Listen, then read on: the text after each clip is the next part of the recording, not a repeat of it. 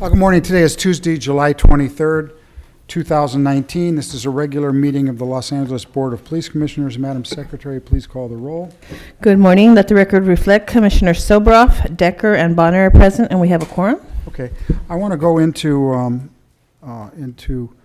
public comment. We're going to take, and then we'll go out of public comment again and go back to the regular agenda.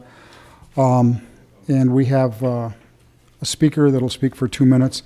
There are rare moments in time when a public figure who has nothing to do with politics changes the course of history by bringing people together for the greater good. We all are concerned and see so many divisive, vicious, mean, attacking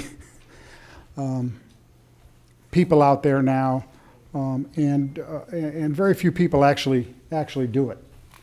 And I don't know if you've been watching the LA Times or your podcast, but there's been a front page series that's ongoing about a gentleman who passed away, who was truly bigger than life in Los Angeles. His name was Big Willie Robinson. And Willie ran Speedway and took the toughest gang members who were out for everything, and brought them together. And not only that, brought people who didn't even know about the other side of Los Angeles, the other side of the 405, together with people who were had grown up with all kinds of issues and problems, and Big Willie made history. And he made history. And so the series is running now in the paper. It's front page every once a week. The podcasts are wonderful. And the guy who did the research on them is here today. Dan Miller, who's a journalist, reporter with the LA Times. Probably going to win a bunch of awards for this, but I wanted him wanted to listen to him talk about somebody who he didn't know, but what he learned about this incredible figure, Big Willie Robinson, who ran the Speedway down at the port. Dan, it's 2 minutes, pal, and if you go over, I'm going to throw you out. Well, Big Willie, knew when to get tough with people, too. Thank you, Police Commission President Sobroff, for having me speak here today. Like you said, my name's Daniel Miller, and I'm a reporter at the Los Angeles Times. I spent the last year reporting on the life and legacy of Big Willie Robinson. That reporting went into Larger Than Life, our podcast on the street racer, and it's a privilege to tell you a little bit about him. Big Willie used the power of cars and street racing to help heal Los Angeles after the Watts riots of 1965. The rubble was still on the ground when he began pushing his message that wheels could unite disparate people. These days it can seem like a Pollyanna message, but it actually worked. And Willie didn't do it alone. He got help from LA power players like former Mayor Tom Bradley, and yes, the LAPD. A lieutenant named Frank Beeson, who had been stationed in the 77th Precinct, had learned about Willie and his efforts and sought the racer out. Before long, Beeson and Bradley and others at City Hall had a meeting, and they proposed working together. I didn't just take Willie's word for it. I spoke with several former beat cops and even 2 former police chiefs, Bernard Parks and Charlie Beck, who validated Willie's story. The idea put forward by the city leaders was an audacious one. They said police and firemen would help Willie and his brotherhood stage street races on city roads. Before long, it was underway on Exposition Boulevard and streets across the city.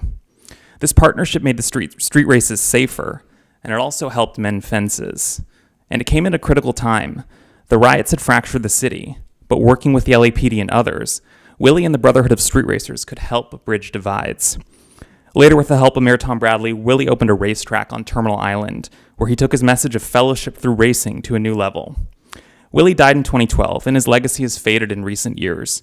Our aim with our project is to highlight his story. I hope you'll check out our podcast. You can find it on Apple Podcasts, wherever you listen, and please go to the LA Times website for more. Thank you so much for your time. Thanks for coming. Appreciate it. Chief, Chief? Speaking of LA Times, Sir? Yeah. Yes, sir. Sir? Okay. On LAPD spying on refused fascism. Could we have our 2 minutes as well? Thank you. Chief, did you have any experience with Commissioner, the Brotherhood? and I'm thankful for the LA Times article. As a personal basis, I was impressed by the article, its depth, and its research, and just the articulation. LA is a city that too oftentimes forgets its past, or does not remember those icons that have made such a difference. And so I'm thankful for his contributions, as well as I look forward to the remaining portions of the article. Okay, you know what, we're just going to keep public comment open. We'll finish our public comments for today. So any cards that you have on public comments, it's just. We were the Yes, sir, we first have ones to five come additional here. cards. Excuse me. Go ahead. We have 5 cards. We have Isabel Cardenas, followed by Keith Jones, Daniel Miller, Wayne, and Daniel Mr. Miller Herman. has spoken already. Okay.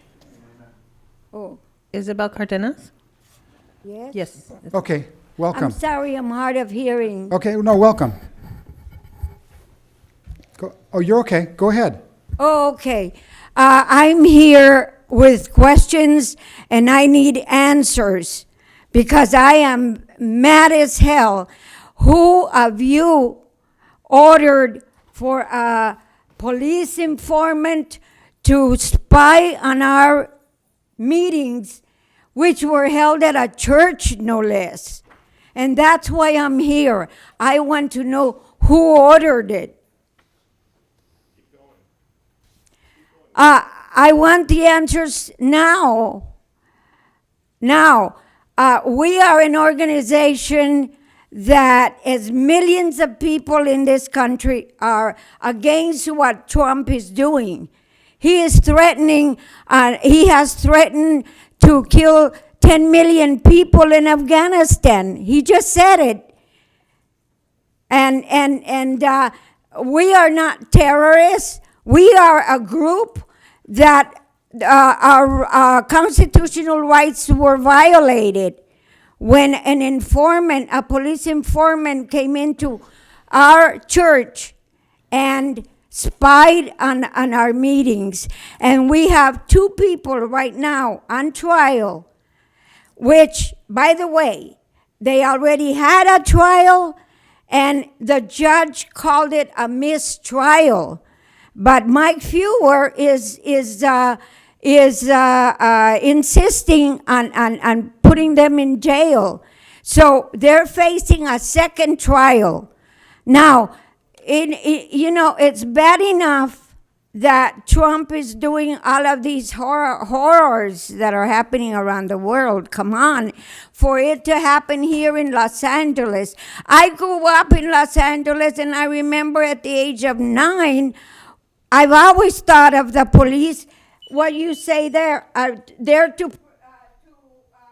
protect. Thank you. Chief, is there someone that could talk to the lady off?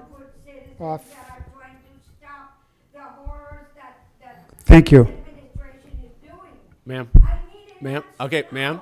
Okay. Order the police So if I might be able to respond to you, and I was going to save my remarks for during my portion of the remarks. Sir, you can that sit- is you can typically sit set down. aside for the chief of police.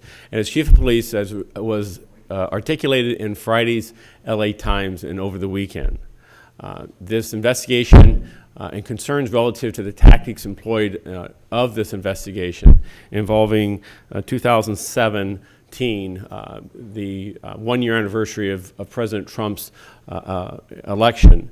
This protest group involved individuals that we did launch an investigation into, and I've asked for a full review from top to bottom of the protocols, the tactics used, and how that investigation was conducted, and on the basis of what information, and also to have that comparison, have that review done in comparison to our existing policies and guidelines, as well as the oversight and expectations of this Board of Police Commission relative to investigations conducted by the department, and more specifically, investigations conducted by units within our Major Crimes Division. What I promise is that upon completion of that top-to-bottom review, which is being overseen by the Office of Constitutional Policing and Policy, Mr. Arif Alakan, that we'll have a full public discussion about our findings and any recommendations and any adverse findings as to the conduct that was done. However, I will also state that involved in this incident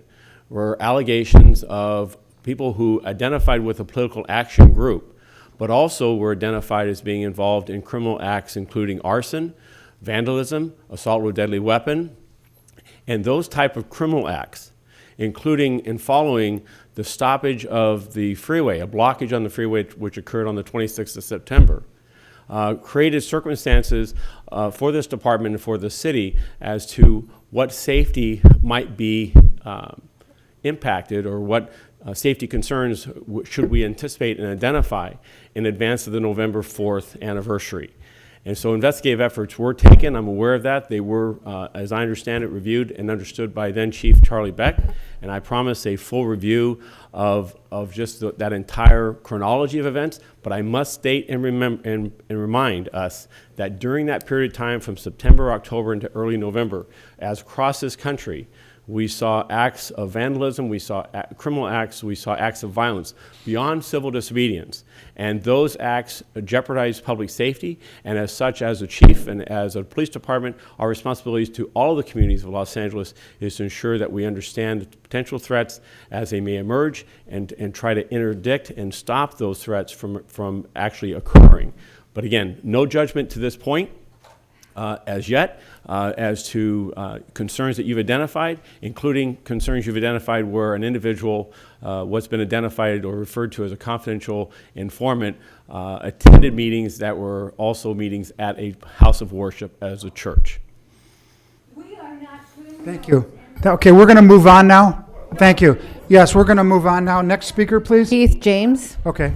We are not Sir? criminals. We have Ma'am, you can come back during, anything that was not. no, we can come back when the police, So, when the chief when gets you're his comment. saying criminal acts, what we've done has not been criminal. We have been exercising the freedom of expression when we've had our peaceful and demonstrations. We have never had any violence in our, so we're not criminals. I demand that the people that are trial right now, that the police drop their charges, because we're not criminals. Next speaker, please. Thank you. Keith Jones, followed by Wayne Keith James. James. An outrageous slander against Refuse Fascism. Refuse Fascism is a national organization committed to driving out the Trump-Pence regime through nonviolent, mass, sustained national mobilization, like you see right now in Puerto Rico. It's not complicated. This is what's required. To say that we're involved in arson, take it back. To say that we're involved in, what did you say? No, you didn't say vandalism. No, yeah, but you said some other stuff. Absolutely outrageous claim. And then this is a political persecution against the Freeway 9 and a political persecution against the UCLA 5. And you didn't answer the question. The question was, this body right here, who, if any, and did you authorize the confidential informant to come in to Refuse Fascism meetings? Yes or no? If it's yes, who did it and why? And if it's no, then what? Then the Major Crimes Division and the Anti-Terrorist Division of the LAPD can just come into our meetings willy-nilly and just record people? It's outrageous and unacceptable. So did you or did you not? When you said we, it wasn't clear. LAPD, we're well aware, invaded our meetings and came in. Did the police commission? That's the question to the police commission. Soboroff, did you okay it? Sir, I'm happy. Who is the person here, another question, and then I'll let you answer. Who is the person here who's responsible for the undercover work here, who has to sign off on that for the Major Crimes Division in order to send in a confidential informant? Who? Can I see? Who's the person responsible? We'll have somebody talk to you. Your time's up. We'll have somebody talk to you in the back. Your stuff is, you're way off on a lot of this. But I'm not way off. I'm right on the money. Chief, who can talk to him?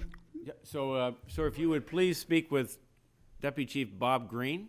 He'll tell you the course and scope of this investigation and how the answers to your questions will be given. Next speaker, please. The next speaker is Wayne. Next speaker. I'm not going to answer right here. The next speaker is Wayne, followed by Mr. Herman, Okay. CF Badian, and Lucas Martin. Okay.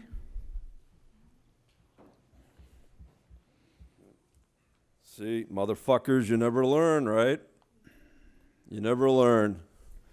So you have something called the TMU, the Threat Management Unit. That's who did it.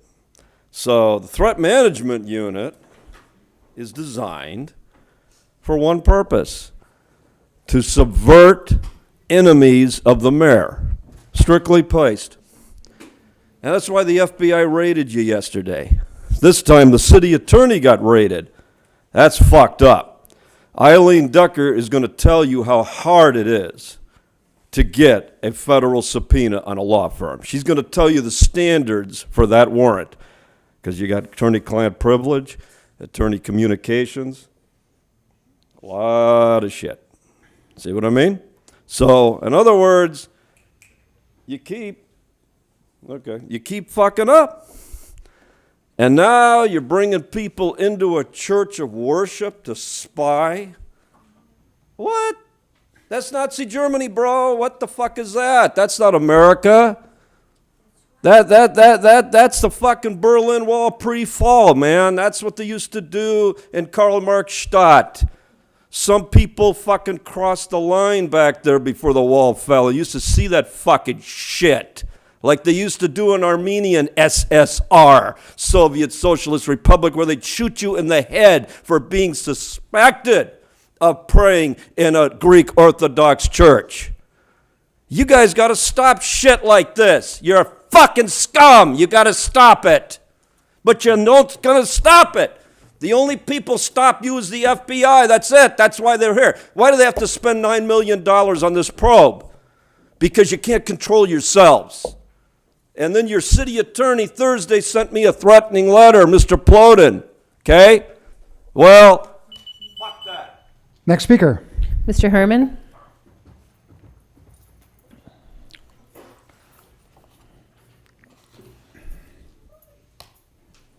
Unlikely to incite imminent lawless action. What am I saying here, Inspector General? I'm saying that the court held that we must speak the language of Congress that chose against the background of profound national commitment to the principle to debate public issues, asshole. So should it be uninhibited? Should it be robust? Should it be caustic? That's why I got tagged up, because I want to be a part of your gang, fools. I want to be a criminal like all of you, corrupted criminals. You don't see the big picture anymore, huh? Because you got a nigga in the room, me. So what do I do and say? Well, I say it may well include vehement, caustic, and sometimes unpleasant, sharp attacks of free speech, Mr. Soboroff. Trump, Trump, Trump. Send the niggers back to Israel and bury them. Let's make America great and for all once again. Save America from unconstitutional, fucked up assholes who run this city to the ground. Corruption, corruption.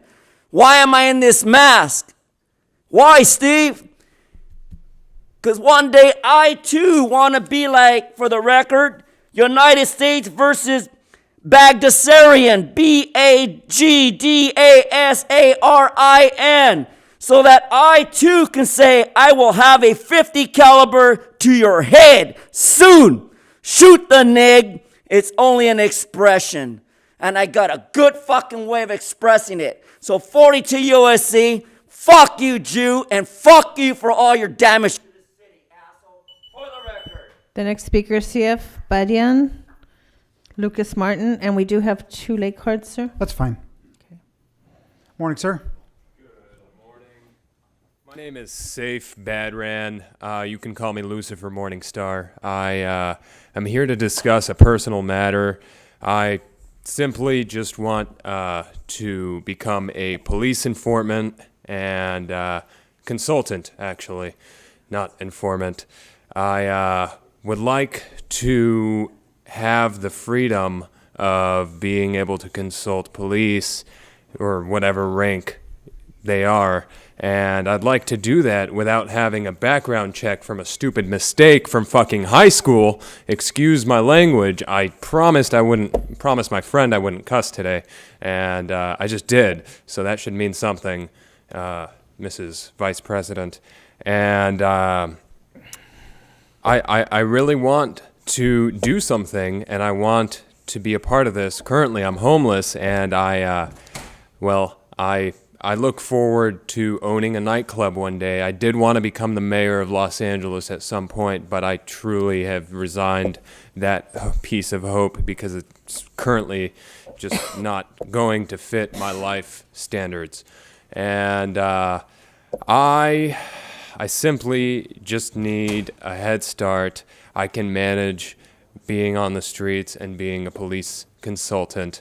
All I need is the help of whoever I don't even want to ask. I want to be asked to come and help consult the LAPD, and I mean that from the bottom of my heart. And I'm losing my patience, but I mean, of course, it's always going to be controlled just because of who I am. And I'd like you to save me the trip of waiting for you to ask me to consult the police, and I'd like to just get this over with today. Thank you, sir. Lucas Martin, please. Followed by Hamid Khan and Jamie Garcia. Morning. Good morning. I'm going to speak about an item from last week. I unfortunately couldn't be here. I was recovering from surgery, but I wanted to address the Narcan donations that you all took. I think it's a good thing. I really would have encouraged it. I think you all should have it. Police officers should be on the street saving lives, and it's a good thing that it happened. But the reality is, between 2013 and 2018, police confiscated 173 Narcan kits from citizens of this county. There were 212 total that I found by doing research in Skid Row, and 173 of those were police. That's 82%. Now, I'm assuming that in giving Narcan kits to your own officers, you're providing training. Am I correct? Okay, in 2016, I was a part of training that went to your meetings. I remember going to your locker room, your gym, and I met with officers, and we explained what it was, what it looks like, what the laws are around it. It's completely legal, correct? Unscheduled. So it was a crime that your officers were confiscating them, and we were coming in response to show them what it was and what not to do. After that, when I collected the data 2 years later, I found that in the immediate months following our trainings, your confiscation spiked. So in 2016, 45% of the total confiscations happened immediately after those trainings. When we showed your officers what to look for, they went harder, and they broke the law, and people died as a result. I know one person, Miller, he died because your officers confiscated those kits, and then when he overdosed that night, there was nothing left to save him.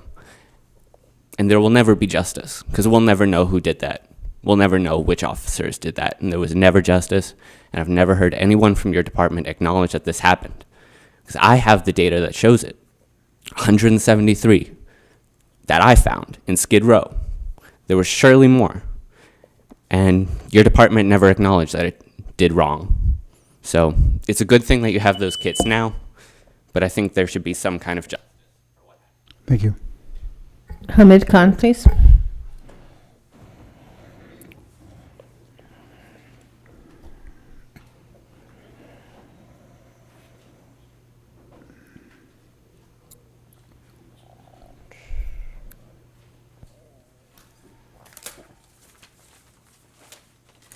Give me one quick second. Let me just Yeah, take your open time. this Take your time. visual for everybody to see. Okay.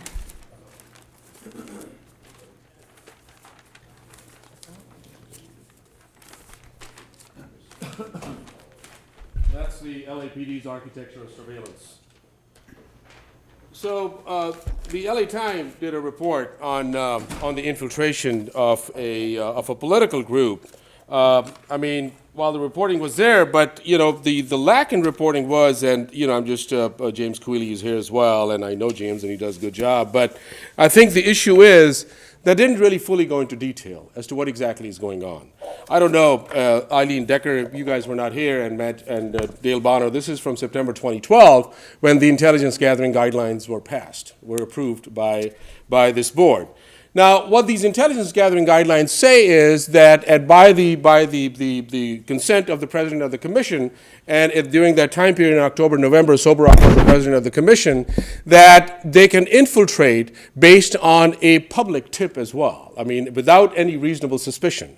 They can infiltrate a group for 60 days, which is the initial lead investigation, which then can be renewed for 2 more 60-day periods. So for 180 days, they can plant informants in perfectly First Amendment activity without any reasonable suspicion at all. So I'm going to keep on emphasizing that. By the direct consent of the president of the commission, and if the president is not available, then there's a... What date was that? This was in October, November 2017. I thought you said 2012. No, this is when these guidelines were passed by the commission. So you were following the guidelines as the president of the No, commission. I wasn't here then. Well, you were here in 2017. You're talking about You were 2012? I mean, this is what he does. Oh, you got me so I mean, you're confused. taking my time. You're taking my time. This was fucking passed in 2012, and these orders to infiltrate were given in 2017 Oh, I when you got were the it. president Now of the I commission. understand. right? I'm so sorry. Of course you should be, because you're pathetic. So the question is that these, you know, in this discovery, this is what is released when you go through this. And of course, you know, the folks from Refuse Fascism came and met with the coalition, and we explained to them that what else needs to be happening with all the electronic gadgetry and all the rest of the ways that people are being monitored and traced and tracked and infiltrated. Okay, thank you. Next speaker, please. Jamie Garcia, Next please. speaker. Just remember that. This is happening, this is by the... Next speaker, please. Done. It is not just LAPD by itself infiltrating. This man and the president of the commission is... Next speaker. You can stop disrupting the meeting, Mr. whatever your name is. Y'all should be really embarrassed. You can start the that clock. The freaking community comes here and understands what's going on, but the president, who is in charge of the intelligence gathering guidelines, oversees this stuff. I mean, you were even laughing more. Like, come on, Eileen. Excuse me. No, I thought you know he what? said This is my time. 2012. Be quiet. This is my time. Be quiet. Okay? So, yes, you are an embarrassment. Because this is the infiltration, this is the neutralizing, this is the discrediting that occurs to organizations that are involved in First Amendment activities, that you all are in charge of, that you all are responsible for understanding, for knowing what this is. And it's like this kind of behavior is part of the discrediting, because we do understand what's going on. We have very clear understandings of this type of information gathering, this type of silencing, this type of way to make communities scared to be involved politically. Because now we've gone from the Public Disorder Intelligence Division to the Intelligence Gathering Guidelines, which has a history in Red Squad, which has a history in COINTELPRO. And these are all ways that the state uses law enforcement to silence people who want change. To silence people who want change. This is the violent arm that works for the city to make sure that things don't change. And this is what makes people scared. You know, when people find out what I do, how I research, how I organize, they tell me to be scared for my life. Because this is what these kinds of orders do. They silence people because people don't want to get involved because they know your history. They know how you get into groups, you gather information to criminalize. Because that's the lens of information gathering. You deconstruct people to reconstruct them through a lens of criminalization. Not through a lens of trying to understand who they are, what they're doing, why they've gotten to the position where they've gotten to, but it's to criminalize. This is to silence people. You all are responsible. This man has no idea what he's doing. We have no other cards, sir. How dangerous that is. Commissioner comments on consent agenda items, A, B, C, D. Any public comments on A, B, C, D? We have Mr. Spindler and Mr. Herman on each item. Okay, let's go.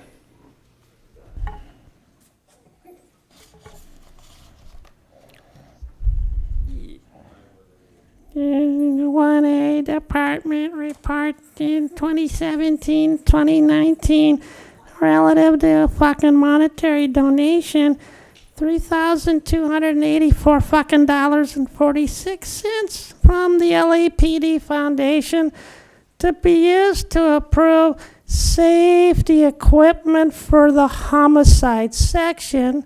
Safety equipment including gloves, helmets, hazmat, and other evidence-gathering shit, such as cleanup of the blood after Eileen Decker orders assassinations in the Newton area, as well as finding forensic equipment for bullet fragments in walls and people's asses, especially black people in the Newton area. So we fully support the LA Police Foundation giving you this fucking donation, which is really a bribe and a further overt act of the criminal RICO statute, according to the FBI agent I spoke to or didn't speak to yesterday after the raid.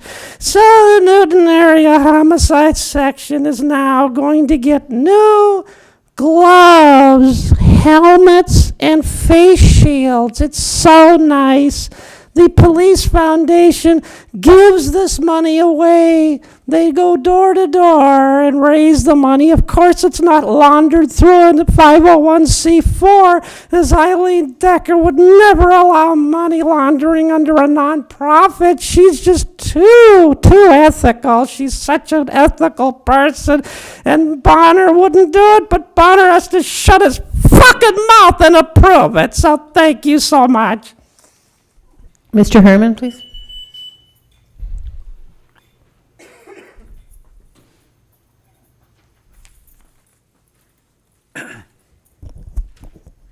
So we know that the department in July 17, can you hear me? But they supported a monetary donation for Newton area homicide section. And they came up with this fantastic BPC number 190199, and they asked me to remind you that if you call 323, for the record, 846-6556, you can question the Los Angeles Police Foundation for this relative monetary donation. But consent agenda items under a 501c called GALS, spelled GALLS, its report indicates how the money was broken down and how the Police Foundation found a way to let the public know how they accepted this foundation monetary donation. Mrs. Decker, as the prior speaker spoke up regarding the approval of the department's report, I'm here in objection not to accept the donation because you still haven't put anything up on the boards for us to review whether or not the donation was a monetary one or a bribe. See, the city is full of corrupted people nowadays that we have to take, for instance, safety equipment, whether it's shit or not. The same shit we use for our equipment, we're letting our cadets drive our cars, pick up our walkie-talkies, take our vest home, and handle sometimes offensive weapons called guns, G-U-N-S. Of course, I use a lot of acronyms, and you might hear some more later, because I'm the B-O-S-S-O-B. Yeah, go ahead for number B, Herman. Mr. Herman, Barney? on 1B, please. So, you see, this department has failed once again to provide us a list of these donations. Yeah, the book back there just gives us an idea, but numbers and names can be, fictitiously placed back there. Like when you put Hogus Incorporation, H-O-G-U-S-I-N-C. And what about the Choate machine and two. What the fuck's a choke? Does that mean to choke, or that spelled CHOATE? So you see, when the SWAT team needs advice, they will call 213-305-4631. That's so that the equipment is a convert of conversations regarding the department's beanbag. See, when Mr. Spindler had a gun at his head some time ago with Stay the on TR topic, please. Well, I'm talking about you're not. shotguns. No. And when we use beanbag shotguns, that's just a new way of saying we're de-escalating from shooting the motherfuckers. But a beanbag can kill you if it hits you in the right spot, like that bald spot from the SWAT team. So when you say SWAT, I say for the acronym, so what, asshole T-Fank? Go ahead on number C, please. Yeah. So regarding our landscape maintenance, you notice that we have a clean area now. They're across the street from City Hall where we tore up all the landscape because we had rats. So it's because of this type of donation of $3,600 for the report, I think I could do some booster associations so that I could pay for the next 6 months of cleaning up around the city of Los Angeles and headquarters here on First Street. But all the money was allocated outside of the Olympic Station for the benefit of the Olympic area police.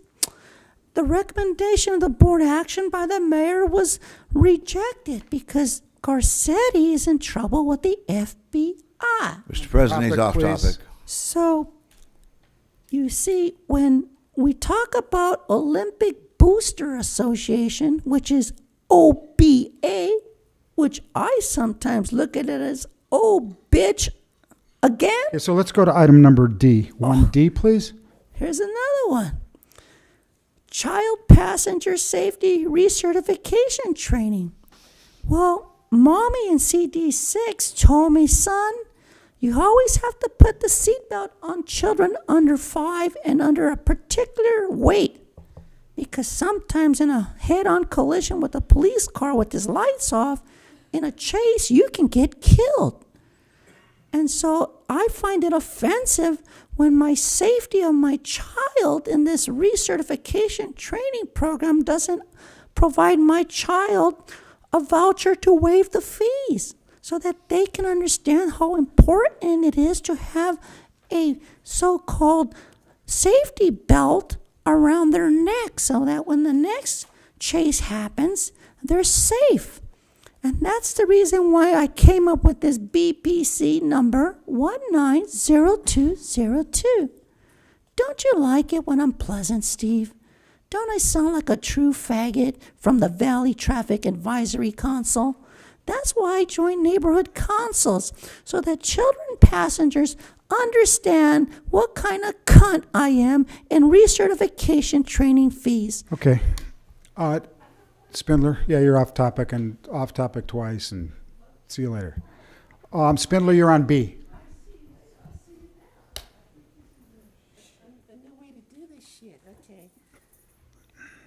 I think you're on, is he on B? I don't know. Yeah, T-Fag says so. So, you LAPD Foundation again to convert these beanbag shotguns to a more compact system.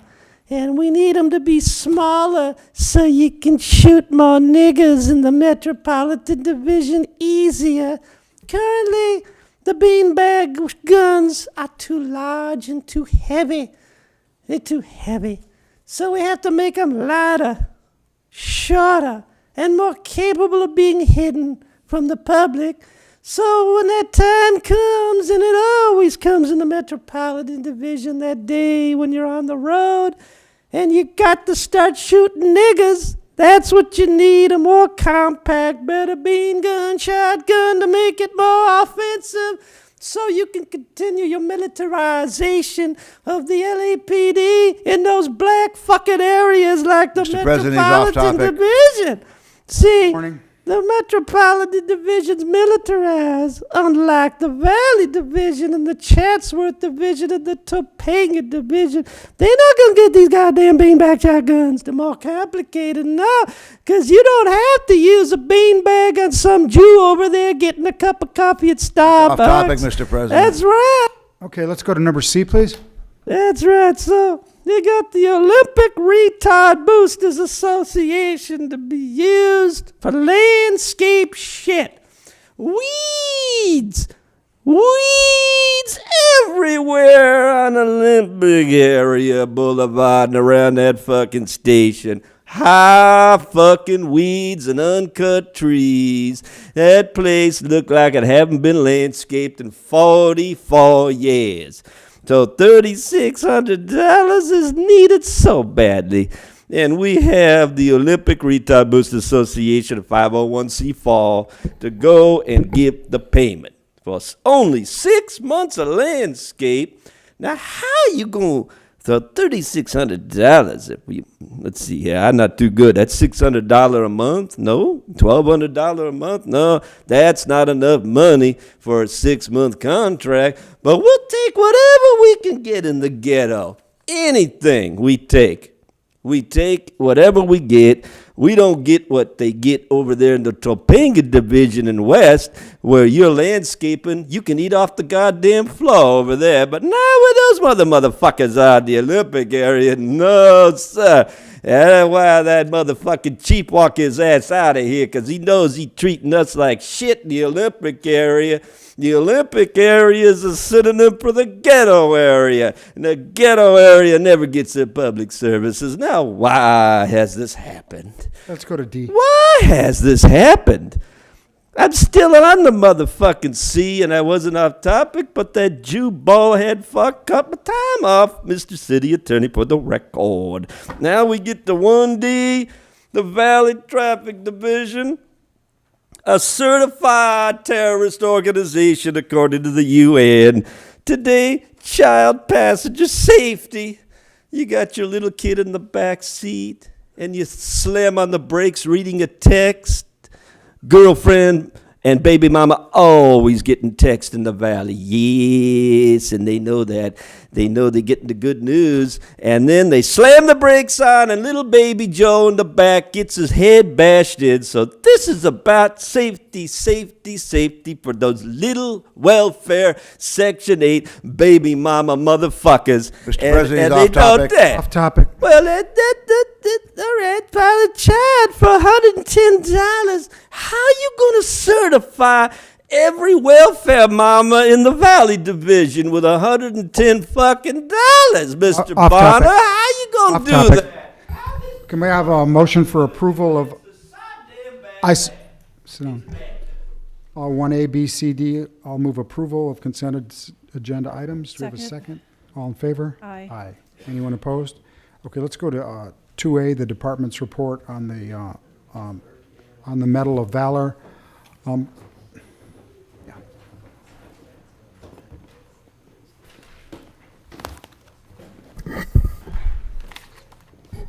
Go ahead, guys. You want to summarize? Absolutely. Good morning, Commissioners, Chief, Mr. T. Fank, and Mr. Smith. I am Deputy Chief Martin Baeza, and I'm the Commanding Officer of Personnel and Training Bureau, but I also have the distinct pleasure of serving as the Chair for the Commendations Board. Joining me is Officer Mark Smith, who is our Commendations Board Coordinator.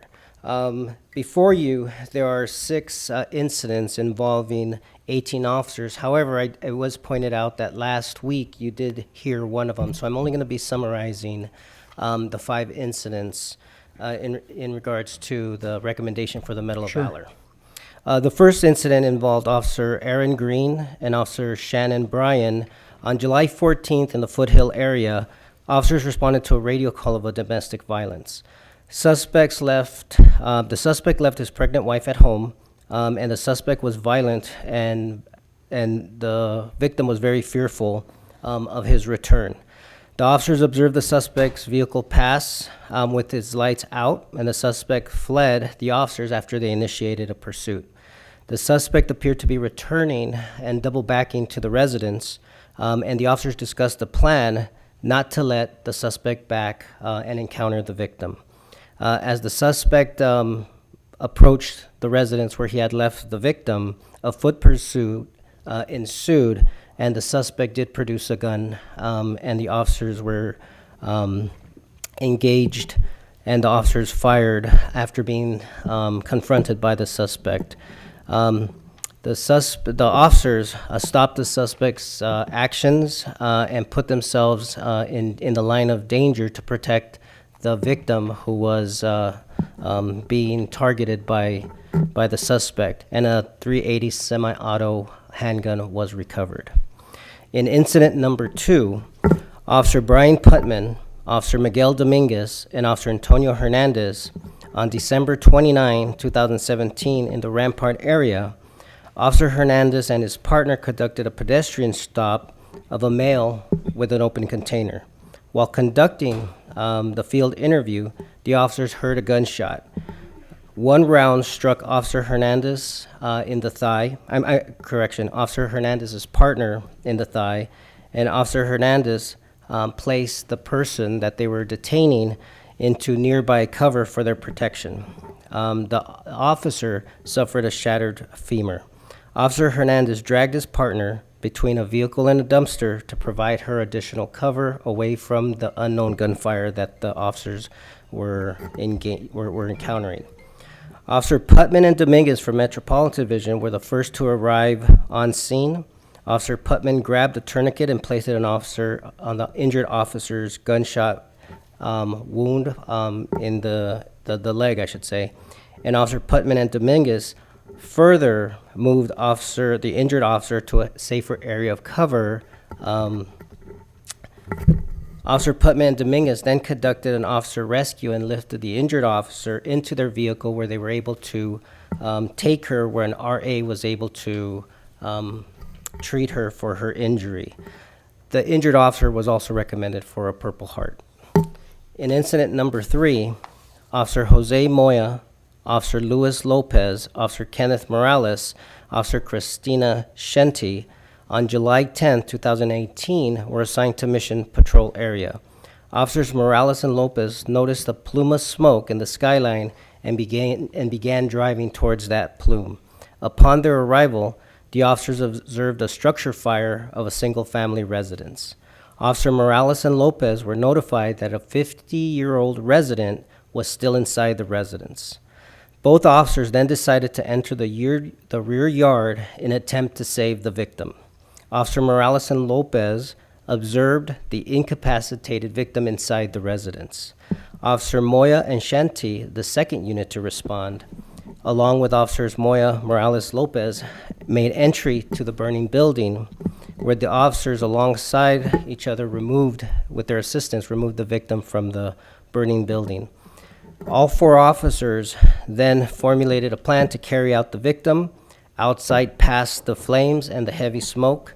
Officer Shanti, who was at the front door trying to gain an orientation to the victim's location, then was removed from her vigil at the front door and also suffered from smoke inhalation along with the other officers.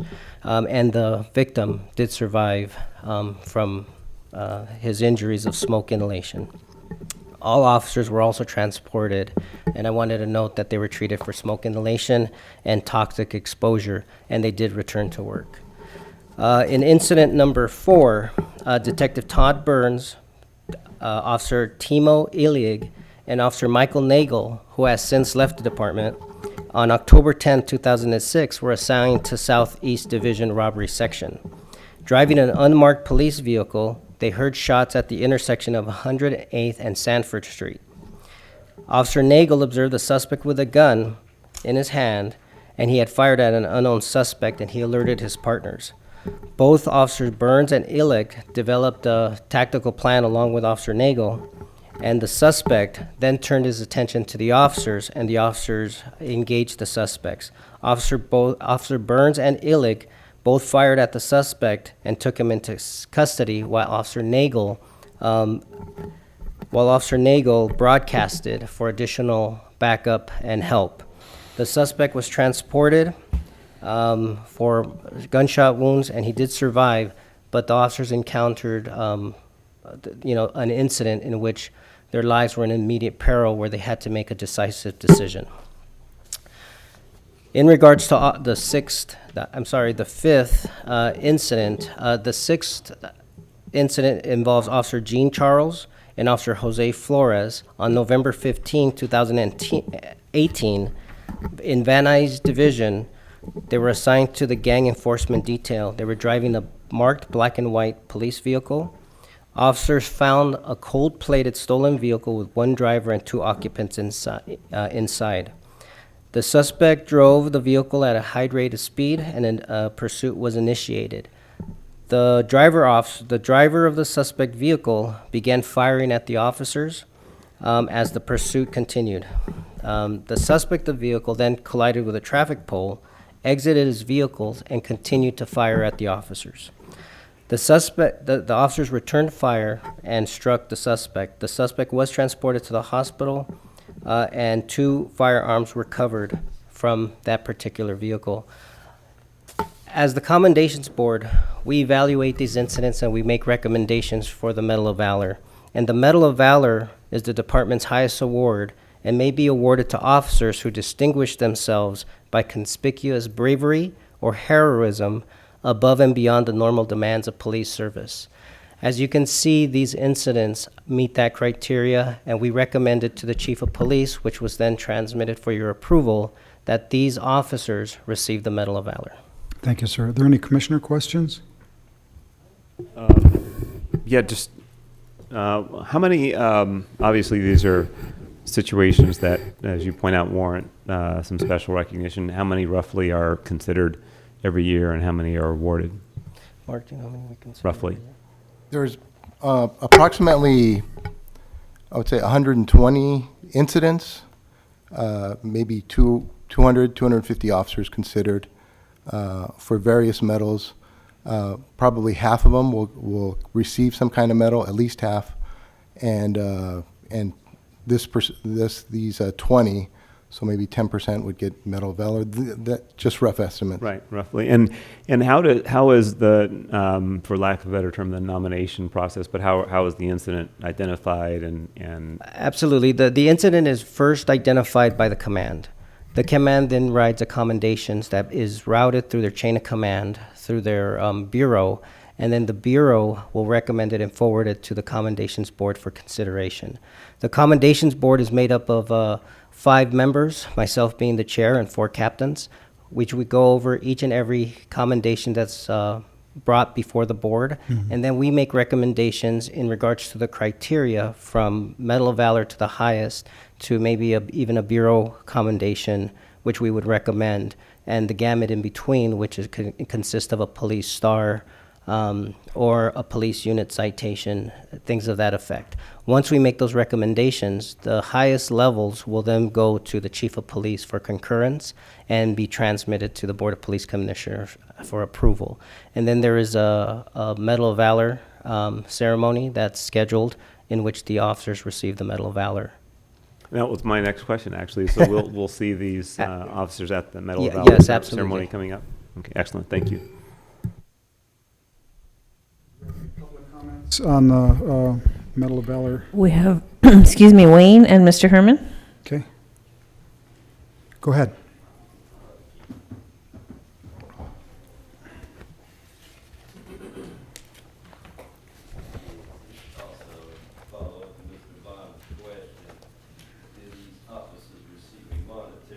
Compensation for this award. Forgot to ask that, Bonner. Oh, Chief E says no. Okay. So yes, brave officers, yes, sir. And especially, I definitely highly recommend the great Michael Nagel. Let's give him a hand, yes, sir. Known as Big Nagel Nagel down there, yes, sir. Many a nigger he beat in his day, yes, sir. So he was only the radio man this time. So yeah, I support that. Yeah, for a change, he wasn't doing the shooting. That's an old saying in the ghetto, Mr. Bonner. Mr. President, he's off topic. All right, motherfucker. Now, I got to tell you that you got to go and think about something. You got to think about the incident involving the open beverage container. Now, it got escalating over an open beverage container, Mr. Bonner. Now, should we be doing an award for escalating a murderous situation over an open beverage container?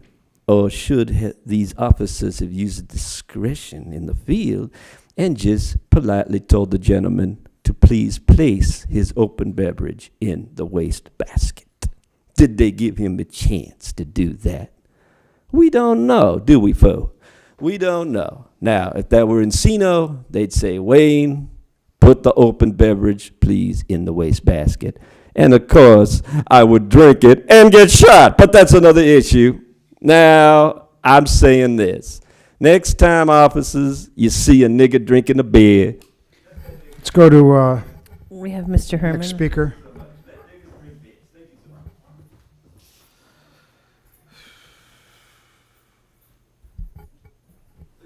This presentation is to recognize those who merit the valor presentation. Those who are considerably a valor of interest to the public of Los Angeles. 4 incidents meeting the criteria of the highest award in the department. But with discretionary oversight, we must say, did they act in the color of the law? You know, an open container nowadays can get you killed. Domestic violence has always been a part of our life. Men dominate women. Women are out of control. The man creates an issue of domestic violence. Off topic. Using a .380 caliber, fool. So you must understand that violence in today's world is an issue whether or not we should valor those who protect, or should we value our veterans, American citizens who really protect us in this country? Because I find anyone, any possible potential person like you, sir, just like you. Okay, we're going to, we'll vote. Thank you. We have a motion for approval of report 2A. So moved. Second, all in favor? Aye. Aye. Anyone opposed? Okay, thank you. Thank you. Thank you very much for the presentation. See you at the event. The Ethics Enforcement Quarterly Report, we're on item number 2B.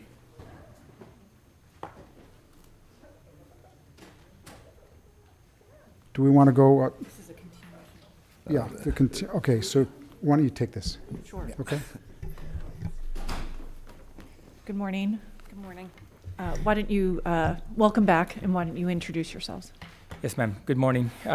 My name is Captain Alex Vargas. I'm the commanding officer for Special Operations Division.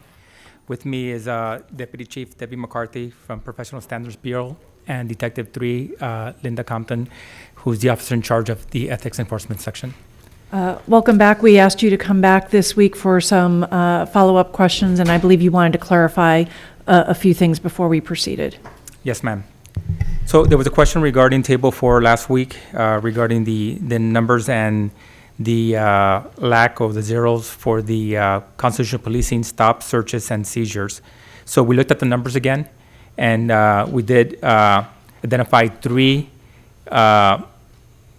tests that could be covered in constitutional policing searches. They were counted as theft originally, but they also fall on the criteria for constitutional policing searches. So the total for table number 4 would be 3 in that category. And I'm sorry, they were under theft, but there's only, if I'm reading the chart correctly, there's only 3 under theft? Yes, those 3. Those 3 were part of a search of a vehicle test, and the scope of the search can fall into both categories, both theft and also the constitutional policing search. So to avoid duplicative counting, you put it in just the one category, is that? Yes, ma'am. Correct. We can place them in both categories. We try to limit the amount of places where we put some of the tests because then it shows a duplicate of work. So we try to keep to the original number of which was 36 tests as much as possible. What we talked about doing is so the way the case is closed out is usually the way it's categorized. So sometimes based on the intake, the case will be closed out similar to the intake complaint.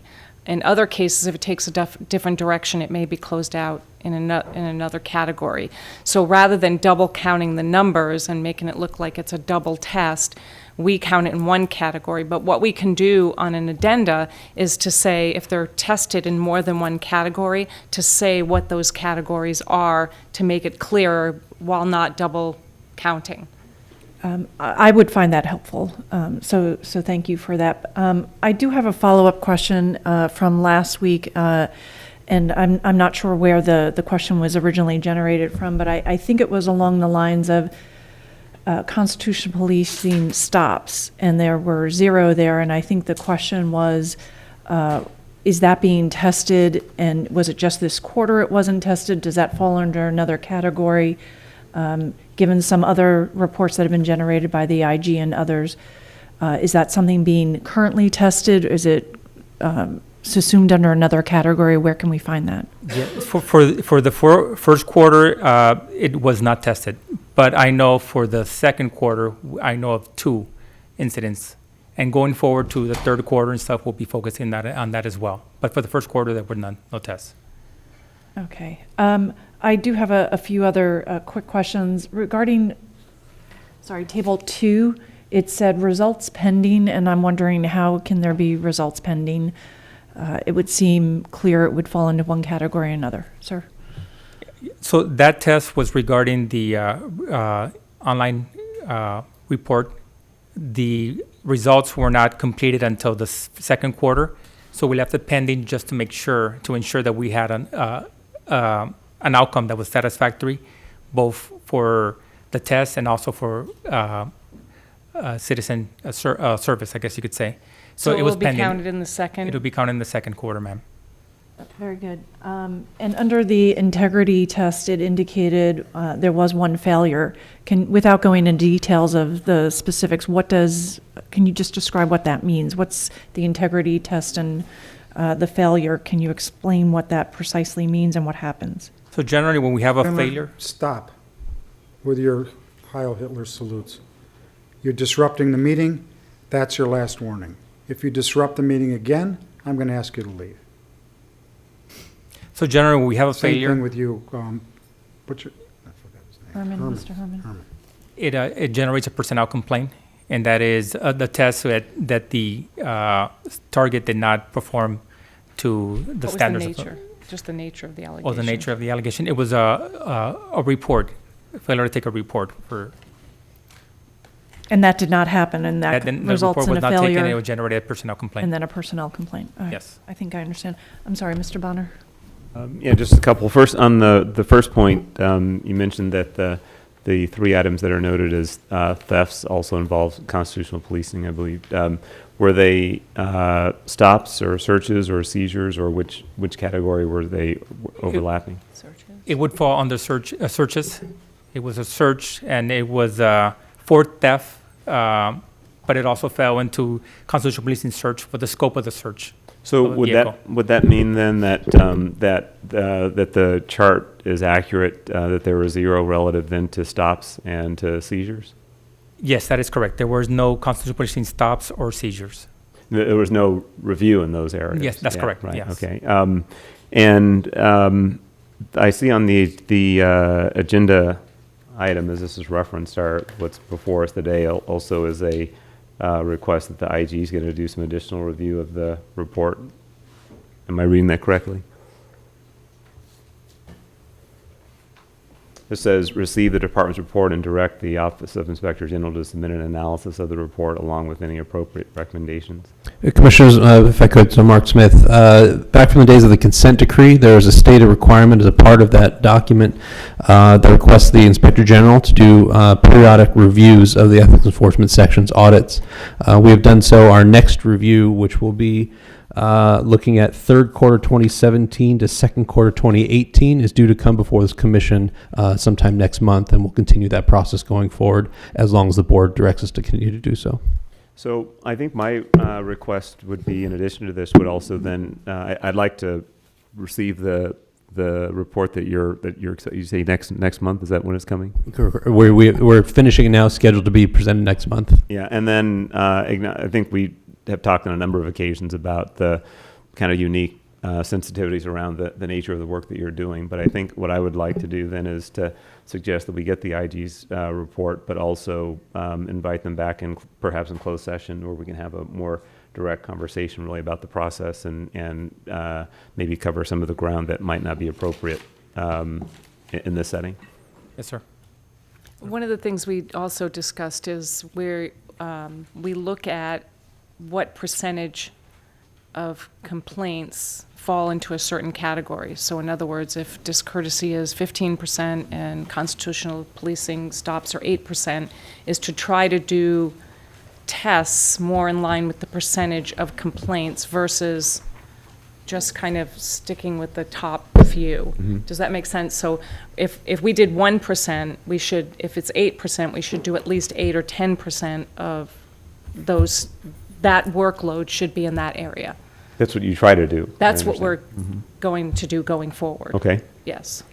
So that would really be my request, is that we, as noted on the agenda, that we get the IG's comment, but that we notice it, and subsequent to that, that we notice a briefing for a closed session. Yes. So we, like I said, we tend to stick with the top few categories, and I think that's a little short-sighted. So we have to stick, make sure we cover in all the categories. Okay. Commissioners, just for, again, clarification on timeliness. So just, the language in the consent decree, it indicates that the IG shall evaluate sting audits to assess their quality, completeness, and findings. And as far as timing, so again, our next, we generally do 1 year's worth of ES audits at a time. And so our scheduled report is for next month is for third quarter 2017 to second quarter 2018. It will not be commentary on this report. We won't have that till further down. I get that. And by the way, why is the lag time so long? Like, why is the lag time so long? We can adjust as the commission would desire, but generally we have, so that we know the department reports on a quarterly basis, and what's, I think, been traditional in the past is us first to wait for a year's worth of reports to come out, bring them to the commission at that time. As far as the timeliness of it, we can adjust to whatever schedule the commission wishes. Okay. So that's why I think it just, to me, underscores the importance of us really getting a more firm understanding of the entire process in order to make a more informed judgment as to whether there's some other cycle is appropriate, or how we really think we'll best handle it. Very good. Anything else? No. Public comment? Yeah. Do we have any public comments on item number 2B? We have Wayne and Mr. Herman.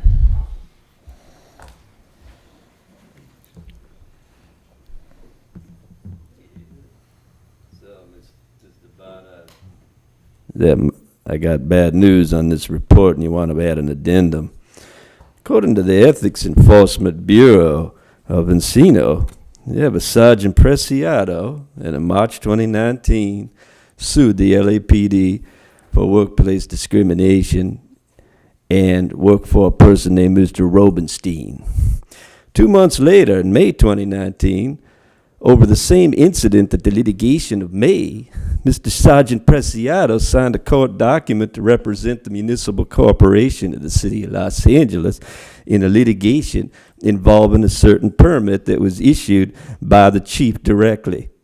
Now, as you know, that right there, my friends, is a major ethics violation. Now, I don't know if they know, but you know, and the FBI also knows. Because unfortunately, some of these are public documents, and so, of course, I was at my computer a couple of weeks ago, and I pressed the wrong send button. I was going to send it over to my friend Willie, But instead, it somehow went to the Inspector General's office of the Federal Bureau of Investigation. I'm sorry, Eileen. I fucked up, but that were a go. I know I should have sent it here first. Mr. President, he's off topic. Well, no, I'm not off topic, my friend, because why do you have a current officer of the law suing the department and representing the city at the same time over the same issue? Because you see, when he goes to court in a civil matter upon which he's representing the city, he could perjure his testimony He's to off favor topic. his civil litigation, ma'am. Herman? Herman? Go ahead. No, Herman, go ahead.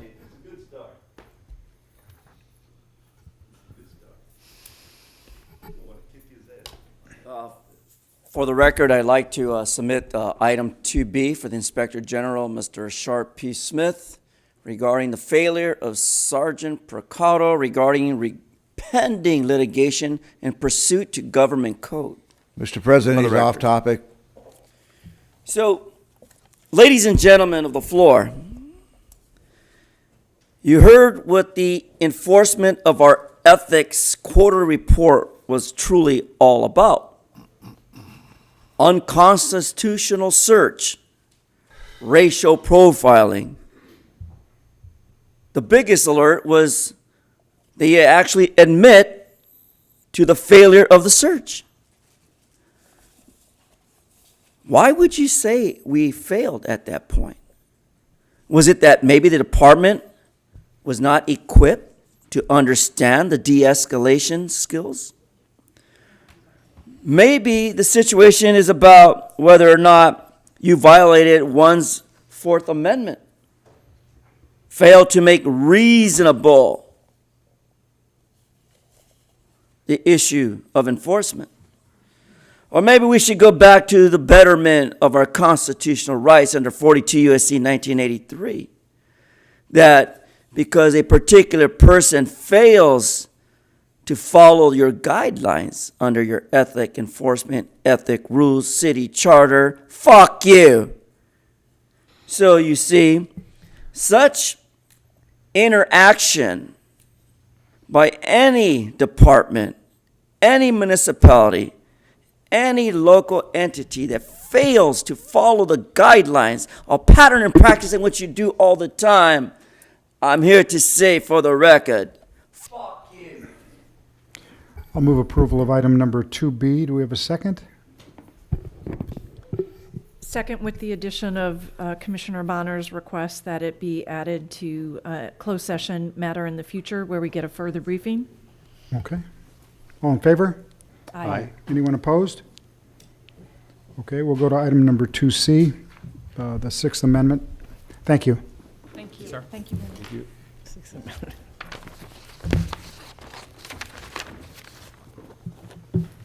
Thank you.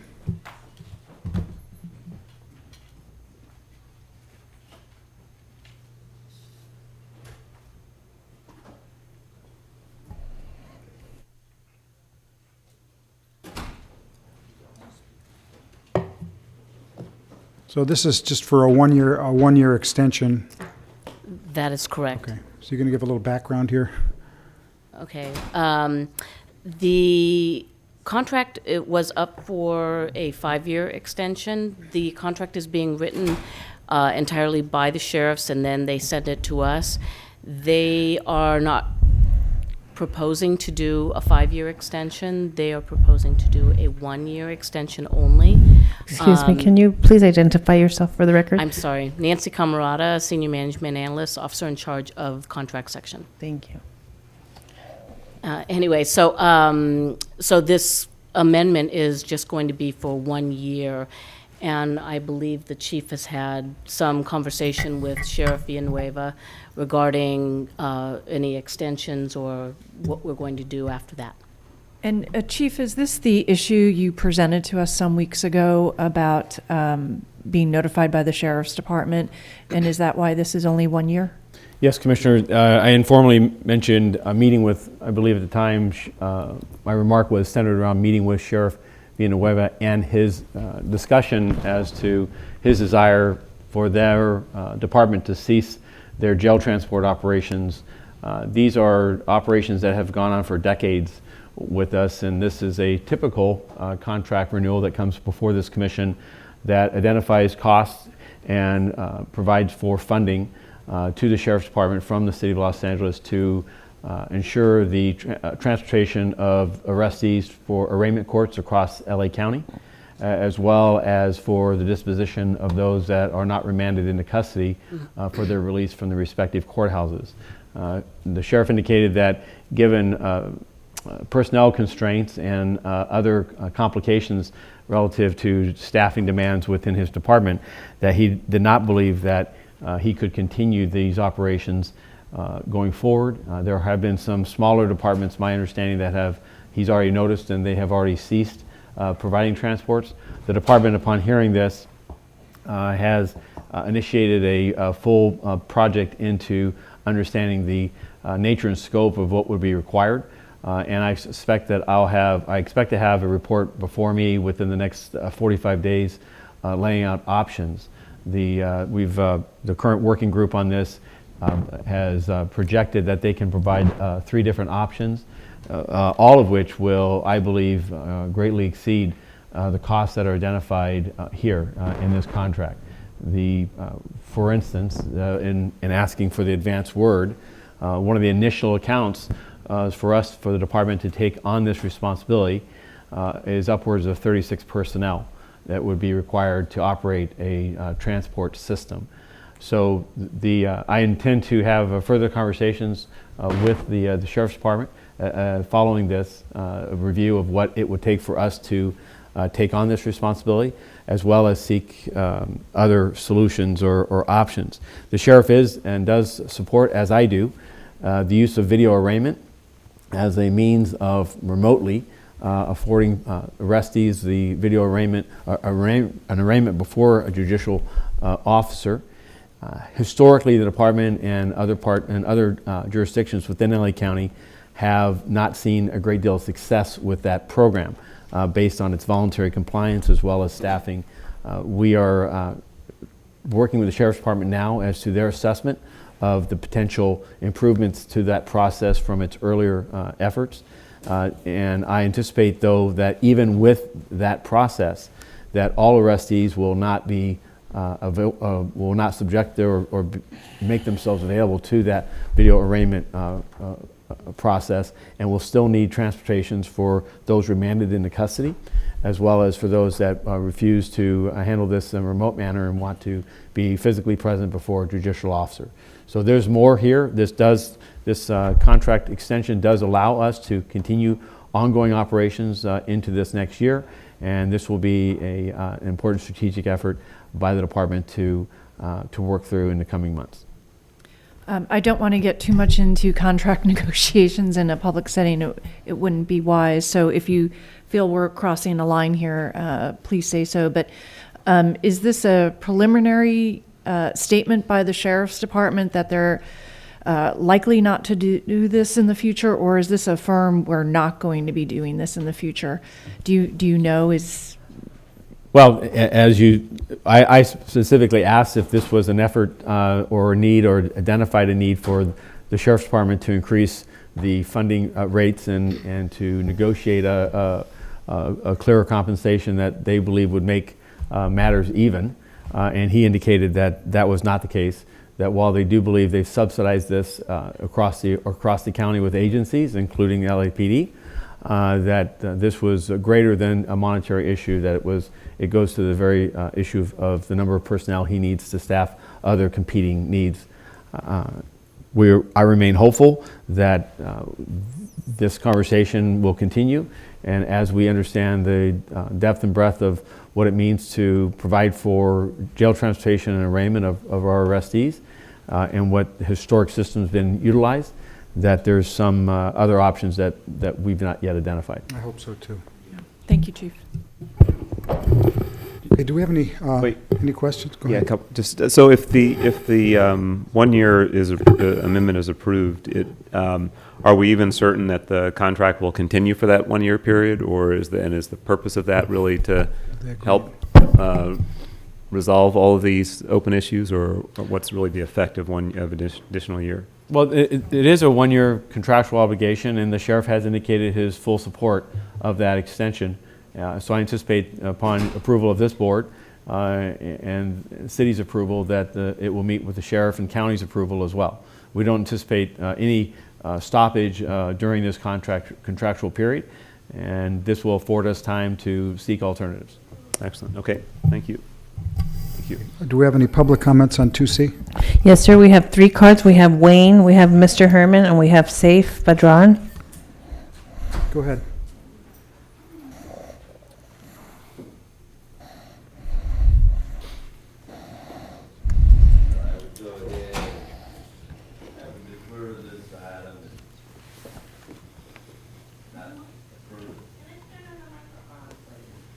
Thank you so much. Okay, so, see, Sheriff B in the way by having a little bit of a couple of boo-boo problems right now, so he not really in the position right now to be ethically negotiating a contract for the county and the city. It's a very delicate matter. Now, you see, I like Sheriff Villanueva. Now he my buddy. But see, the problem is that right now, and the ethics panel just said so, we can't have a conflict of interest. Naturally, they want to give you this contract, and you want to give him this contract. And the reason why is because it's good business. Got nothing to do with value. See, Mr. Bonner knows the whole thing is just one big ripoff. You see, it's just a big old ripoff. But that's okay. See, defendants want to go face the judge in person. Because as Mr. Moore knows and Mr. T-Fag knows, that I had to make appearances myself, you see, before a magistrate called a judge, and yet go on the televideo. Off topic, this is... Well, no, hold on, it's a televideo. Televideo sucks, see, because you go in the jail and the reception and the video do not really give the defendant a good chance at representing himself because you only see the face. I mean, now if you saw the person, but the person's just a big old ugly face on a bad old monitor, and he sounds like he's in the Peanuts when he's talking because you can't hear very well. And you're like, I want what? I can't understand the defendant. Bail denied. And then you get sodomized by niggas. Mr. Herman, please.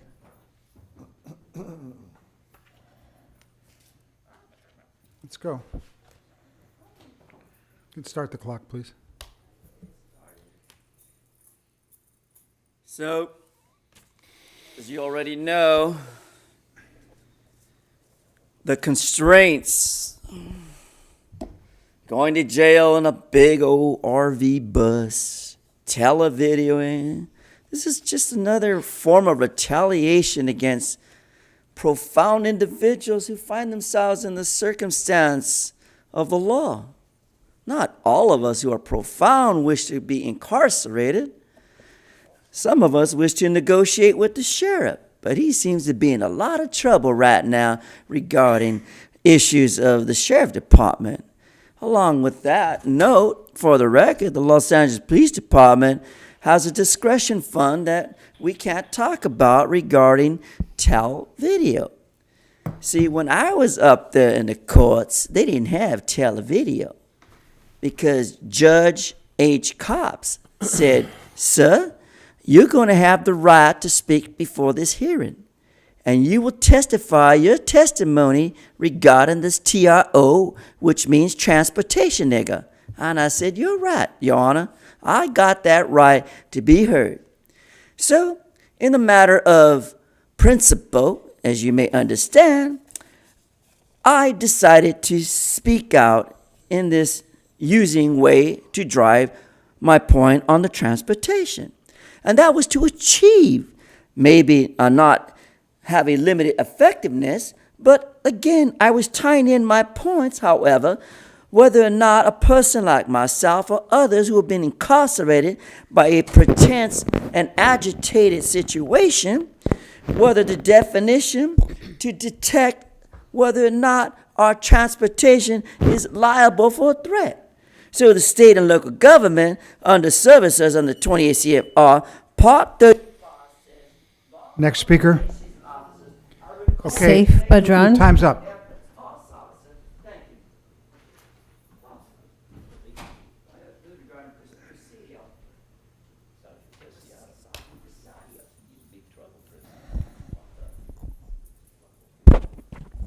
Okay, so I'm just going to set this all to the side, and I'm going to take a minute, and I'm going to thank every single one of you, Mark, Michael, Richard, Dale, Eileen, Steve, even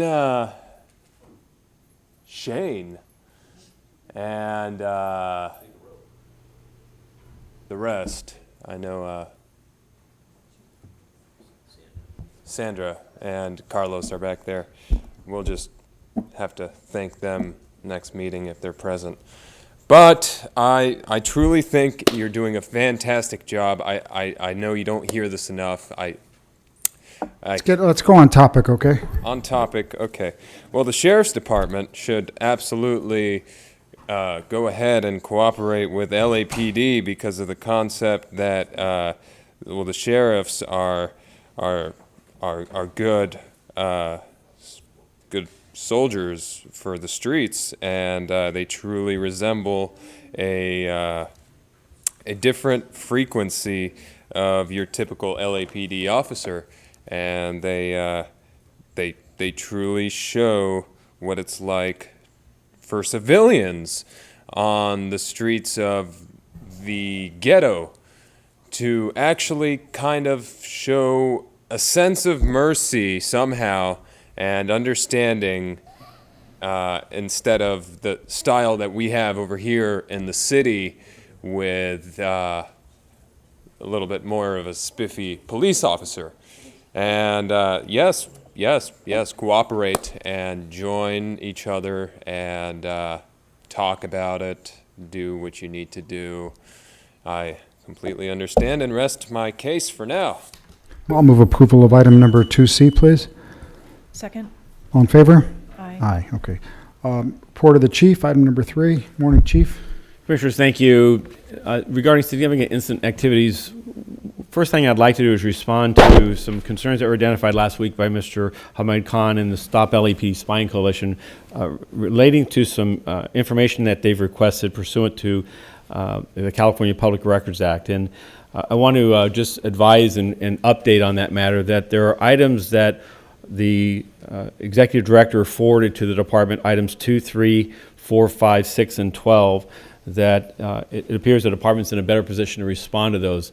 In our review of those, we believe that in accordance with the California Public Records Act, that while they're not subject to SECRA, we do expect to provide you a written report within the next 2 weeks articulating the information in an effort to provide information as requested. So just wanted to update you on that. Apologies for the tardiness of this in the sense of the amount of time. I recognize this has been going on for some time, and I have asked that we expedite this and get this information to you.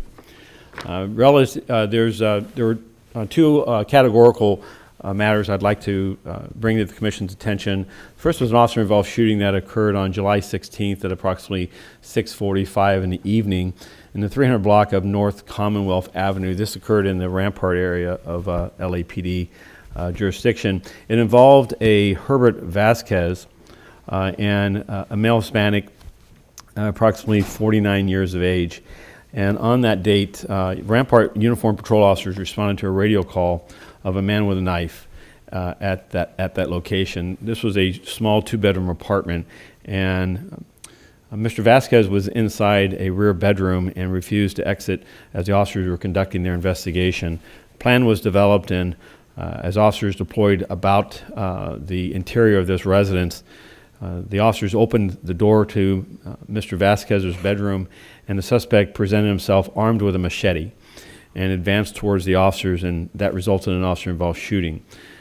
Simultaneous to that, one of the officers on scene was also equipped with a taser and similarly deployed that at the time of the officer-involved shooting. Mr. Vasquez fled out a rear window of that bedroom that he was in, and he ran west on Commonwealth Avenue into a nearby 7-Eleven convenience store. Officers gave chase and went inside that business and attempted to verbalize with Mr. Vasquez, but he refused to comply with our commands.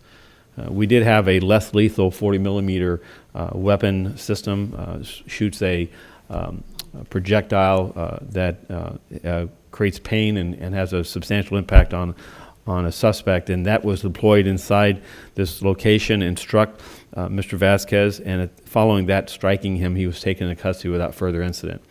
Mr. Vasquez did incur injuries to both of his hands to the fingers. It's unknown at this point whether those injuries were the result of the officer-involved shooting or the projectile from the 40 millimeter or some other source. The suspect was treated, Mr. Vasquez was treated at the scene by LA Fire Department paramedics, and he was transported to a nearby hospital for further treatment.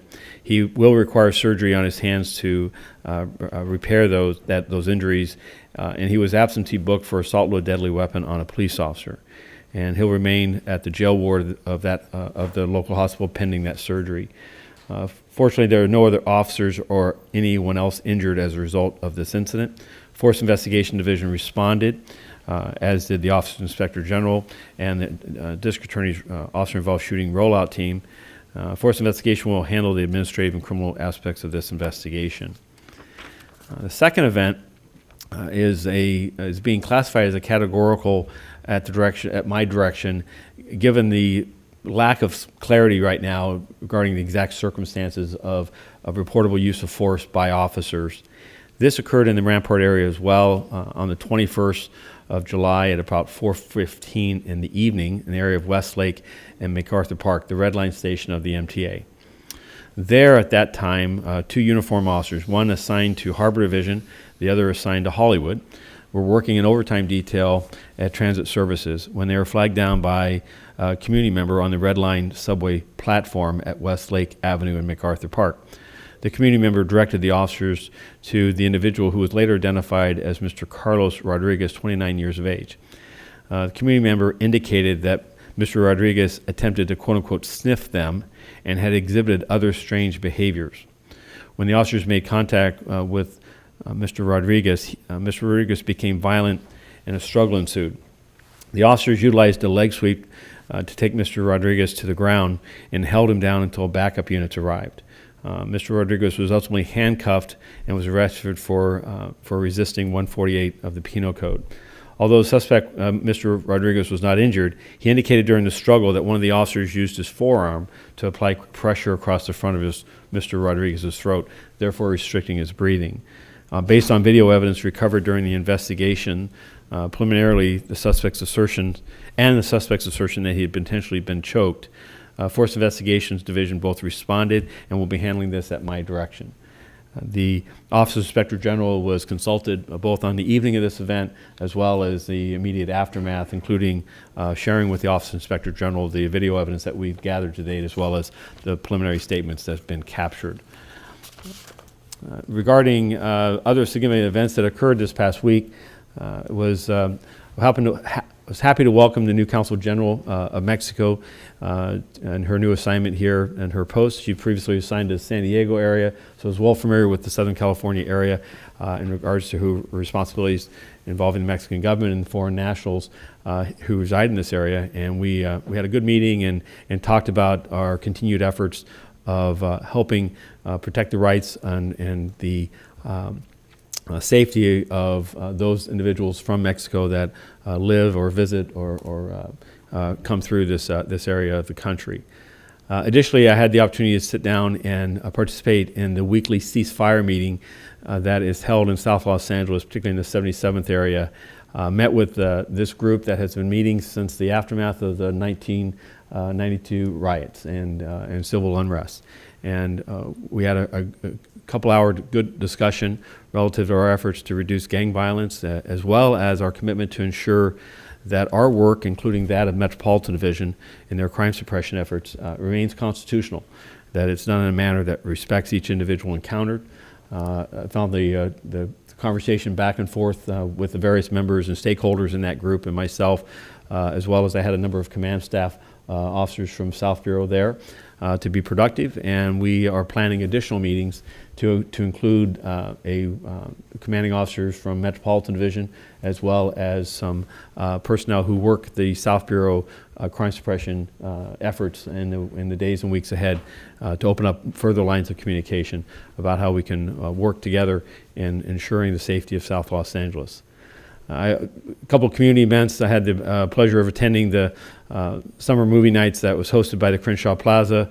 Did not interrupt the Black Panther showing, but did have an opportunity to work through the crowd and see a lot of good people that were out enjoying a very summer evening here in Los Angeles. And I want to thank the Crenshaw Plaza for their outgoing efforts to partner with the communities there in the Baldwin Hills area and the Crenshaw District. Additionally, this past Saturday, the North Hollywood area had their annual community open house, and we had an opportunity there again to spend some time with various stakeholders, community police advisory board members, as well as community volunteers and others that came to that day to see behind the scenes, if you will, of how our police stations in each of the areas across the city operate.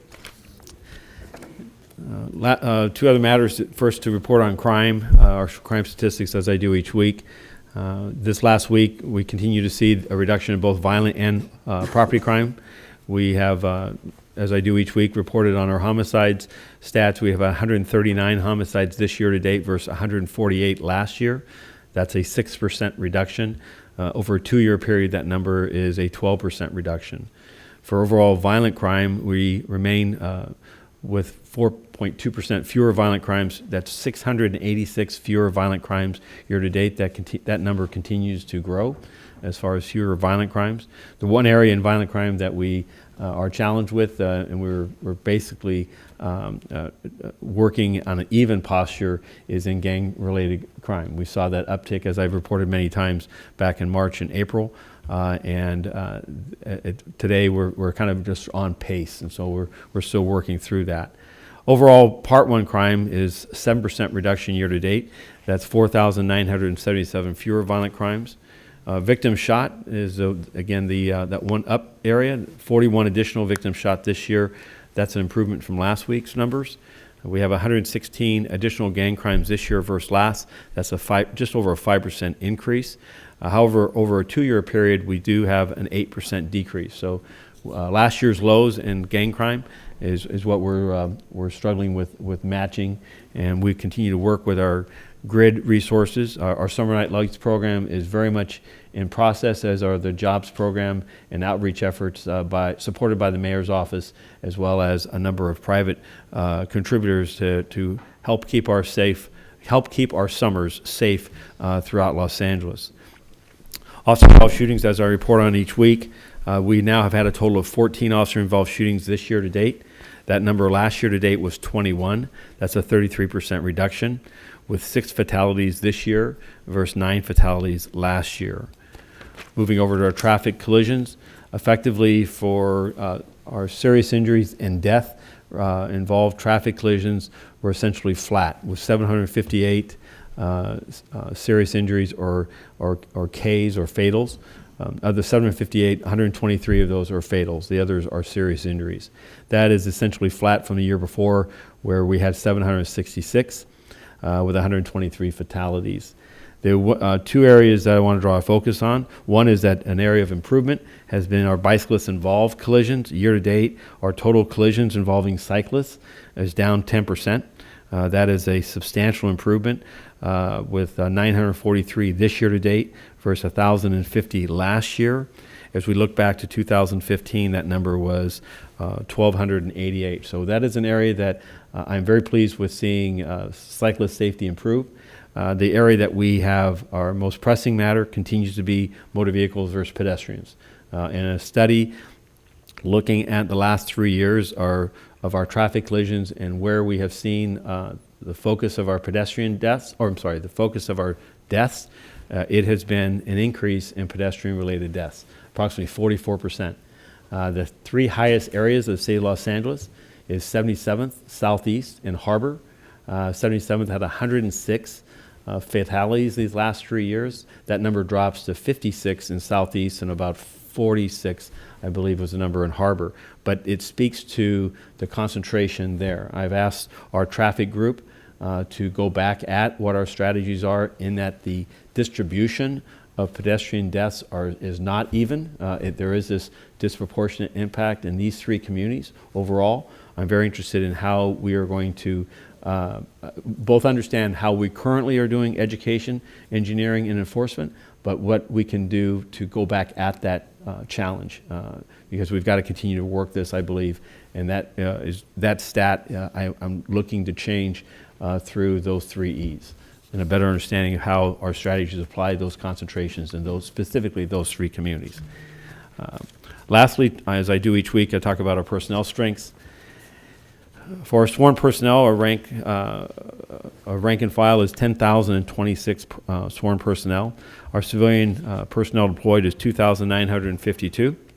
We have 385 reserve officers and 1,484 cadets, and that concludes my remarks, and I'm happy to answer any questions you Chief, might have. one question back to the crime statistics.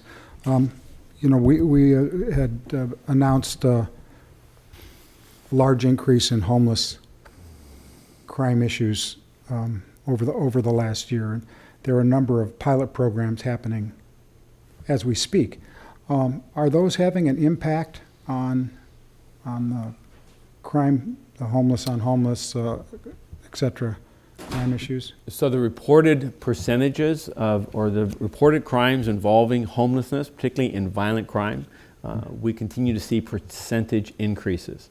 The representation and understanding that, whether that is increased awareness as to the role of the victim and the offender, or increased levels of activity by people experiencing homelessness. I think it's a combination of both. What I can't do at this point is I haven't been able to detangle that to understand what proportionality.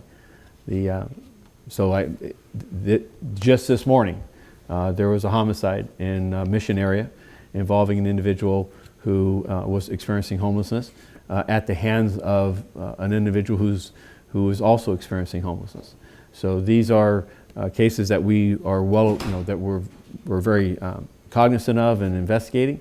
I believe our enforcement efforts are effective in identifying those that are engaged in violent crime and as well as property crime. And I believe, and we have seen increases in arrests involving people, persons experiencing homelessness who are involved in particularly violent crime, double-digit increases along with this double-digit increase in victimization. Lastly, I want to talk briefly that in our efforts to combat this, particularly in the Skid Row area, has been a renewed effort with the open air narcotic sales. That has been a number of service providers have complained and brought further attention to the need for greater enforcement efforts, particularly in tents and areas in which people are selling and distributing narcotics to individuals who within feet of doors of service providers trying to combat narcotic addiction. We're working currently with our Central Narcotic Enforcement Detail resources as well as our RESET resources, but we're also extending an invitation, and I'm happy to say that our federal partners are also stepping up to understand the distribution of narcotics in the Skid Row area and who's profiting from this. We believe that criminal gangs see this as a lucrative market with the addiction that plagues many people in the Skid Row area experiencing, and are marketing narcotics as a means to gain the profits, and simply stated. So we've previously had federal task forces on this issue in years past, and I've asked for us to renew that effort to understand the enterprise and not just the individuals that are selling out of the tent, many times themselves experiencing homelessness and acting as, if you will, as a front salesperson. But while there's accountability there, I think we also need to have accountability for those that are trafficking into those areas and profiting by these sales. Okay, I have one other question on a similar but different topic. In the short term, over the last couple of weeks, and especially I think it was last weekend, the discussion of prospective deportations, increased activity in Los Angeles by ICE. Did now that that's in the past, impact on reportable crimes, communications in the community? Your observation on that?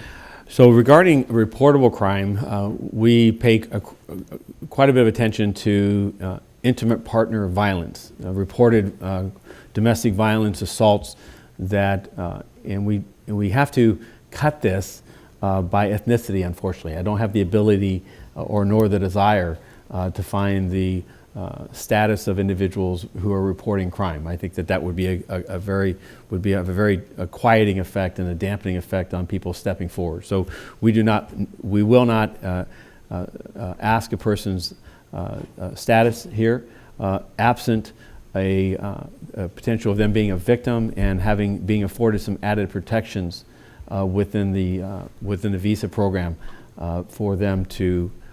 As they've experienced acts of violence against them or they've witnessed it. Presently, we've seen a reduction in domestic violence that is largely proportional with that has occurred in the Hispanic ethnicity, i.e. a 5% reduction in intimate partner violence for all ethnicities and a 6% reduction with Hispanics. This was just a topic of conversation yesterday in our crime control meeting. So we're paying close attention to it. Now that's the stated what's hit our books, if you will. Our officers' engagement and rank and file as well as command officers are witnessing in communities a great deal of concern and fright and fear. People who are not who are afraid that somehow they're going to be caught up in these matters of immigration enforcement. To that end, our assurance is that we are not going to play a role in civil immigration. It is a fact that hasn't changed in 40 years, and nor will it change, I believe. And so we're reinforcing that message, and we're reinforcing that our public safety concern for their welfare is why we're in our communities, and we need them to stay engaged with us to allow us to provide for the safety in those communities.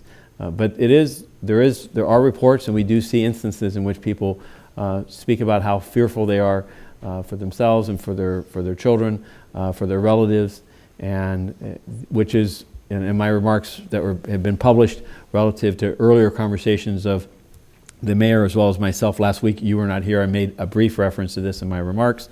I'll repeat just that in that public service announcement that was done by myself as well as Commander Labrada assisted me in the Spanish version of it. In doing that, the genuine effort is to ensure that all of our communities understand the Los Angeles Police Department protects each of our communities, and one's immigration status will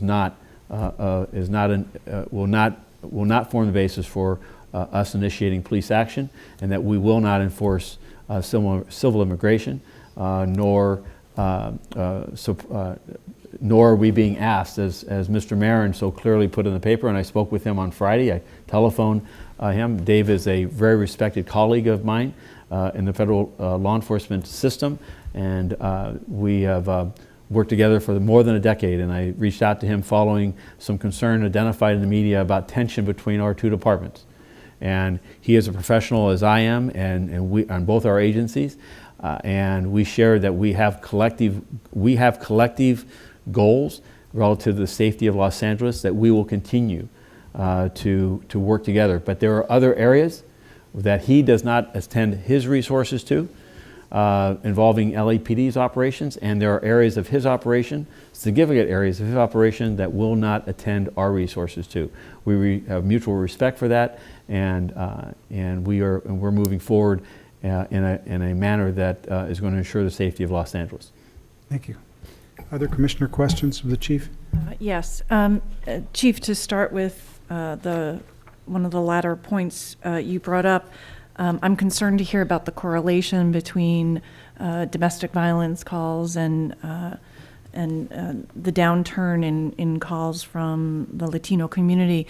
And I would encourage the department to reach out to domestic violence advocates who may be the first to hear about these instances, and they may be able to help bridge that gap with more information from the department. I'm sure your team is already doing that outreach, but I'd like to further encourage that given the correlation that you've identified, which is deeply concerning.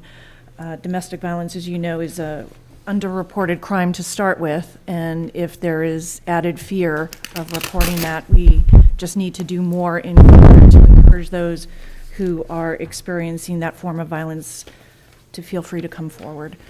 I just wanted to briefly ask a question on motor vehicle versus pedestrians, and it was interesting you identified the higher correlation between the 3 divisions, 77th Southeastern Harbor, and wonder if the Department of Transportation shares your vision, so to speak, of focusing on these 3 divisions, or are they taking a different tact, if you know? I don't know. I think I have to follow this up. This was just analysis that was just recently completed, and in fairness to my traffic commands, our traffic commands, and as well as DOT, they, I'm sure, are well aware of this already. This is just the chief looking at this and wishing to be better informed as to how our strategies align with those concentrations. Okay, well, And I'm sure you'll be following up with that. Whatever improvement can be made on that, if any. But we will, I want to bring that out because many times we talk about traffic safety, and I think those concentrations, many people would assume, given the speed and the size of the San Fernando Valley, for instance, that those concentrations are there rather than in South Los Angeles. And on pedestrian deaths, it's counterintuitive. So, and I will say 60% of those deaths involve the pedestrian outside of a crosswalk, many times crossing in a manner that is unsafe. Speed is a contributing factor, and then the age range was 50 to 60. So we've got some data points here that I think, again, are generating further questions. And our partnership with DOT, I really believe under Chief Grimala and Chief Chow and now Beverly Lewis, Commander Lewis, I think it's improving as far as connectivity and aligning our strategies. Very good, and certainly having those data points will hopefully make all of us better informed and aware of coming up and developing appropriate strategies for community education and such. I'd like to turn to what you spoke about earlier, the confidential informant issue that you addressed somewhat at the beginning of the meeting. And I understand it was in the context of the public comment period. I assume you didn't have anything more to add to your general comments, or you would have included it in your report. But I do have some follow-up questions regarding that. And I know you are concerned about the issue because you requested a review of the matter. But can you advise us on what's your expected timeline for that review that you're conducting? I would think that within the next 2 weeks, this is something that I can, I'm working with Mr. Alarcon at the Office of Constitutional Policing and Policy. We have some initial work or briefing, if you will, by Counterterrorism Special Operations Bureau as to the facts and circumstances. I forwarded that to him in his office, and I was asking him to evaluate that as to its completeness, as well as any other areas that need to be explored, and then to place that against our policies and procedures and evaluate compliance and identify any recommendations for corrective actions or any recommendations for further actions, whether it be by the department or by this commission. And Chief, can you explain what the current process and procedures are? I don't want to get into this specific case because of your pending investigation, but also potential pending litigation. But I'd like to better understand and have flushed out what the procedures are for approving confidential informants, particularly when there is issues involving First Amendment. I know in the federal system there's various levels of review, or there used to be, I should say, I don't know if they still exist, on when confidential informants were being used and the level of concerns or issues that they may face, whether it could impede on First Amendment rights or other rights of the community. And there's always levels of review that have to happen. If you could explain that generally. If I could, that goes beyond the scope of this item. So I would recommend that if you wanted a more detailed briefing on the process, that it come back for a report as an agenda item. It's outside the scope of what the chief reported on in his remarks? Well, I think what you're doing is you're getting to details of the process and procedures, and that's something that we should have as an agenda item for discussion. The chief can provide some brief response, and that would be appropriate, but to go beyond that, I think it should be as a separate item. So, Commissioners, I will, in general, there is a oversight and governance by the Board of Police Commissioners through the Intelligence Subcommittee that goes to the activities of a section within Major Crimes conducting intel gathering investigations, including the use of undercover operations or the use of informants.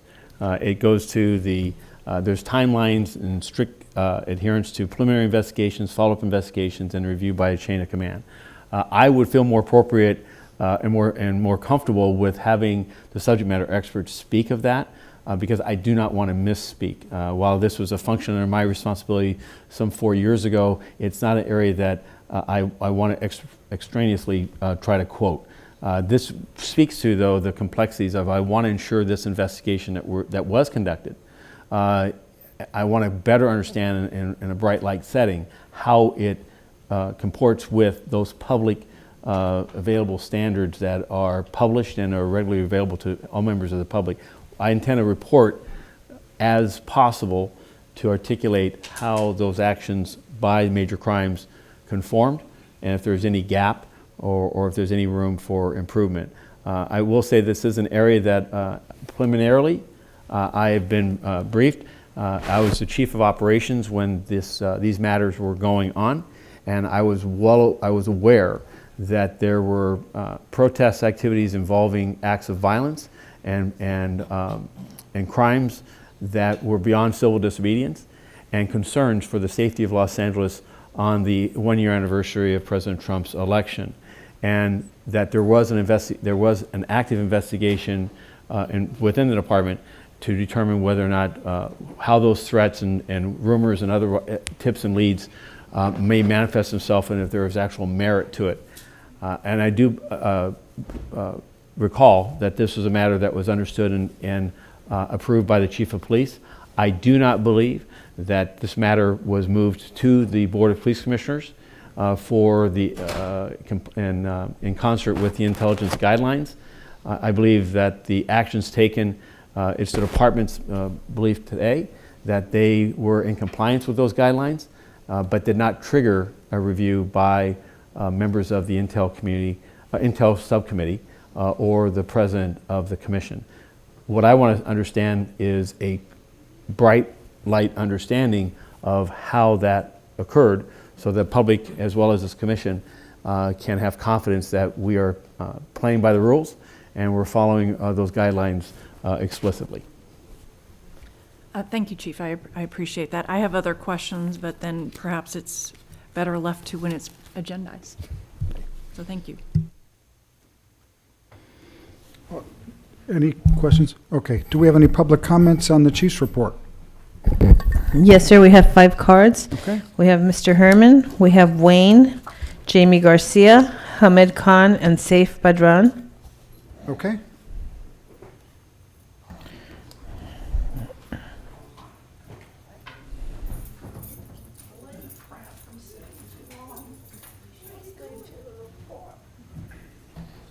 So, first and foremost, when you actually deploy a taser, you're actually causing a serious use of force. Don't you realize that? Do you not understand what the Fourth Circuit courts have recognized regarding the use of a taser gun? Let alone we're using rubber shotguns to de-escalate So, from my standpoint, see, I know what the police department and the gangsters of LA are trying to do. They're trying to suppress us. Their intent is to find a way to override and criminalize us because we're minorities. And we're the only best population who comes in here and battles you dumb motherfuckers over constitutional protection. And again, most of us don't pose a direct threat. We don't pose a threat. Our content is simply a reaction to an action you take against us, hostility. And so you get a response. So just like the big Baltimore Police Department that did not restrain from their de-escalation, created a very important investigation. And that was involving the FBI and the DA and the Attorney General's office to step in and stop this fucking shit. And I think it's time that they step in here the way they stepped over there at City Hall and the DWP. Corruption. It's about time someone puts their big foot up your ass, Steve Silver, fucking ball cunt. The next speaker, Wayne, please.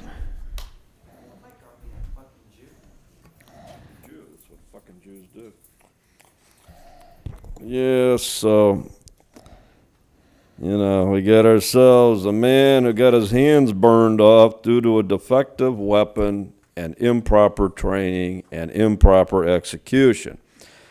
So he gonna sue the shit out of you for them new rebuild hands, right, Eileen? Right. They fucked up again, your cops, improper training, see. Then you got that little subway station thing. I heard about that. It's about 6 blocks from my office. You got these two cops that go there. They wear the hats. So they went down into the subway station across from MacArthur Park, and they just choked the shit out of this poor fucking guy, man. They just took his legs out from under him and just choked the shit out of him like a chicken. Like that. That's what that motherfucker sound like. See, it's like in the intelligence community, there's an old saying, is the more, pool and interrogating suspects have a lot in common. The harder you hit it, the more English you get out of it. So that's a little levity here, intelligence gathering. So Eileen Decker wants to know how it's done. You want to know how secret operations are conducted, right? I'll take you on a trip on it. I'll show you how it really gets done. See, once you go down that shithole, you don't ever sleep again. I can sleep 5 hours maximum, and I wake up, and I still think I'm back in hell, but I'm still here in the city, still alive, everything fine. So anyway, stay out of that shit. You don't want to know about it. It's a big, dark, evil tunnel. Stay out of it. Stay out of special operations. Don't get it. Next speaker, please. Jamie Garcia.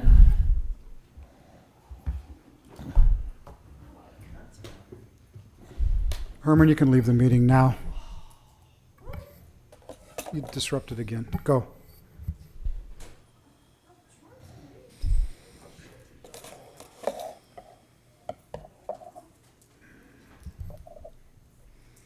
Okay.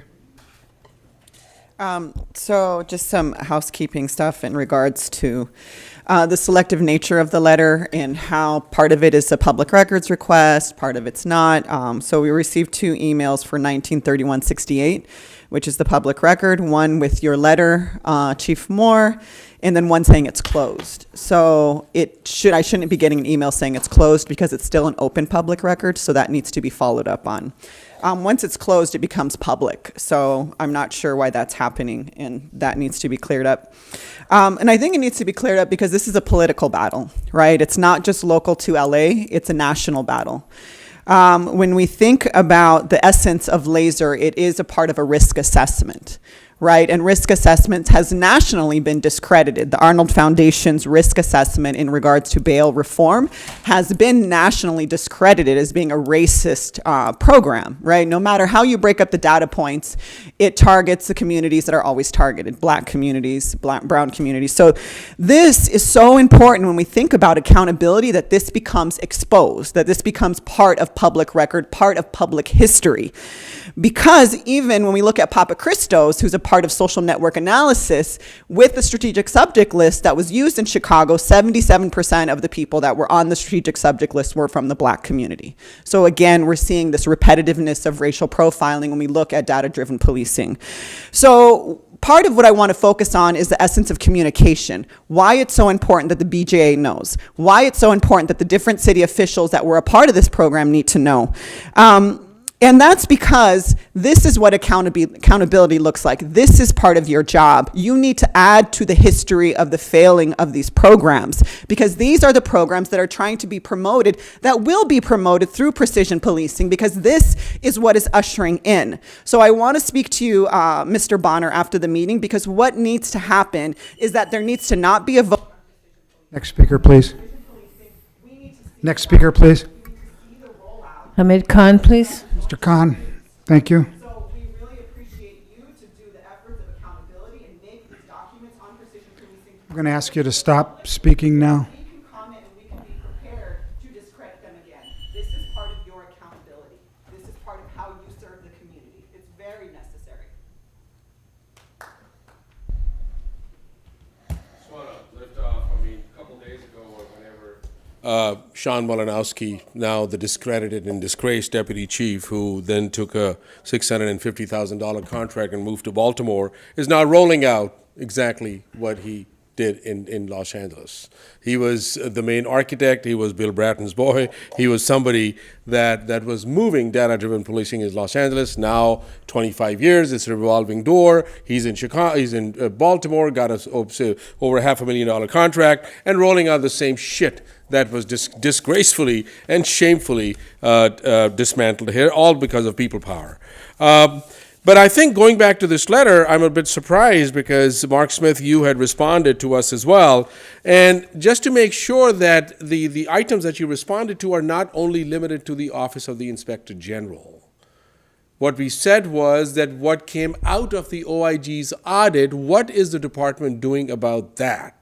So those were very specific as well. So when you look at item 8 and 9 and some of the other items that you responded, the department has to directly respond to them as well. Because, number 1 is missing, both from your list and the department's list as well. So where's that? Department-wide notification. How are people being communicated? How are 10,000 officers being told that laser is no more? How is the city being communicated that none of these programs? Because it goes to the heart of accountability and transparency. It goes to the heart of what is the protocol. What is the process when I know LAPD doesn't shut down programs, but we force them to do it. What is the process when a program is discontinued? What makes this, right? So there are issues about data. There are several issues. And I want to go back to number 11 as well, which goes into about the malfeasance by the officers themselves who are removing the language approved by the city attorney from the top of the chronic offender bulletin. And, using informal references of officers that... Next speaker. We have next speaker, please. Next speaker, Saif Madran. Is this the last speaker? Yes, sir. Okay. Thank you. Next speaker, please. So this is to be continued. Thank you. This is a completely incomplete response. So if you got Thank you. detail about that, we expect you to. Sir.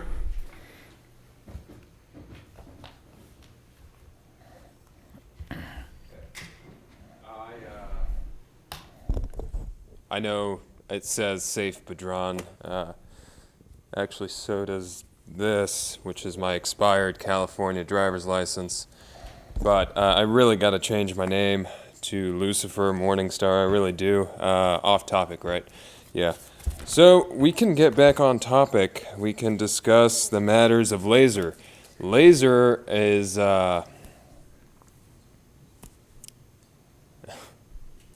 substantial to our living environment that we live in, and it's good, it's healthy, And it creates kind of a borderline for our society to not further pass a different form of tech, which we have. And it's very important for police and sheriffs and FBI and CIA and U.S. government, all that, to protect that boundary, which we shall never cross. I truly believe there should be a boundary of tech when it comes to our weapons or lasers or whatever, really. And we need to make sure that there's a wall to that. No matter how much funds we have, we just need to make sure we don't excel, because Excel can cause quite the spreadsheet. And I like it simple. At the end of the day, I know the president likes it simple too. He doesn't want to look at a big stack of papers and read through all that, because he's got better things to do. And unfortunately, that's just the way that it should be. And unfortunately, that's the way it'll have to be. We have no other cards on this item. We're now on closed session items. Okay. We have Wayne for 5A1 and we have Wayne for 5A2. Okay, let's go.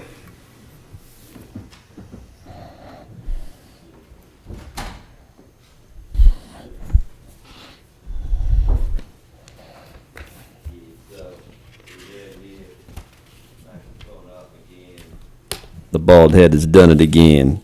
Now, number one, T.D. Evans. Now, if his name was T.D.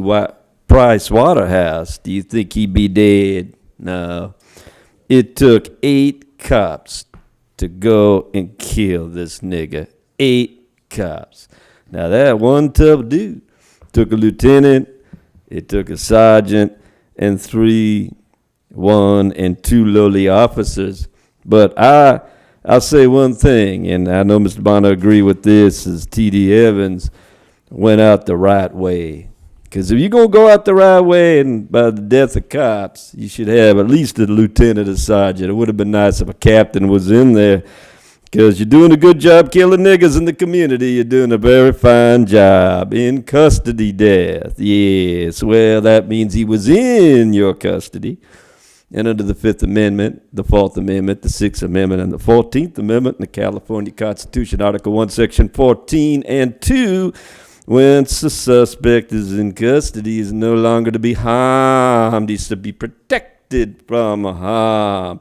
Well, these 8 cops forgot about it. They still thought they'd be hunting. But you see, before you can hunt, but once the hunt is over and you capture your prey, you got to protect your prey or they become dead prey, and you don't cook them, you bury them, and the city gets sued. Yes, yes, yes. It's the same shit, and it's going to continue to be the same shit until another FBI investigation and a consent decree gets over this department, and it will happen. It's going to happen very, very soon. So God rest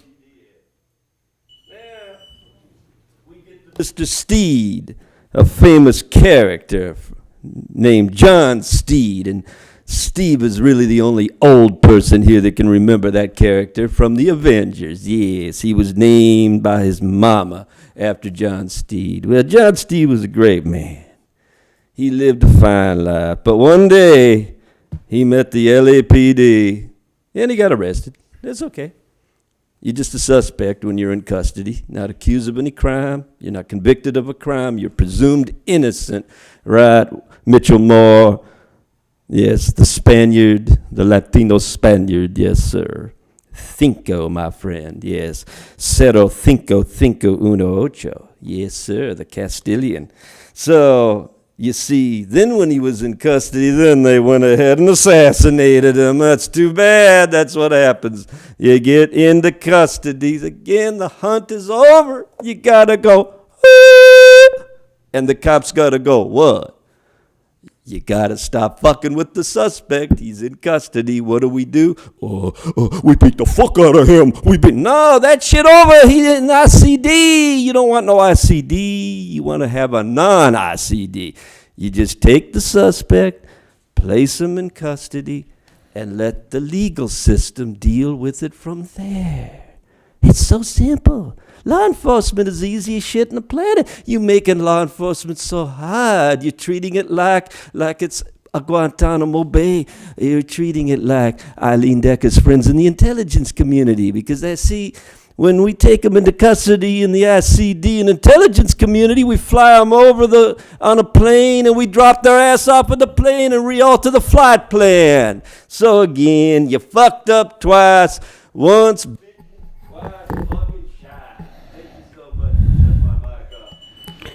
There are no other comment cards. The Board of Police Commissioners will now recess into closed session to discuss item number 5A1 and 5A2 in accordance with Government Code 54957.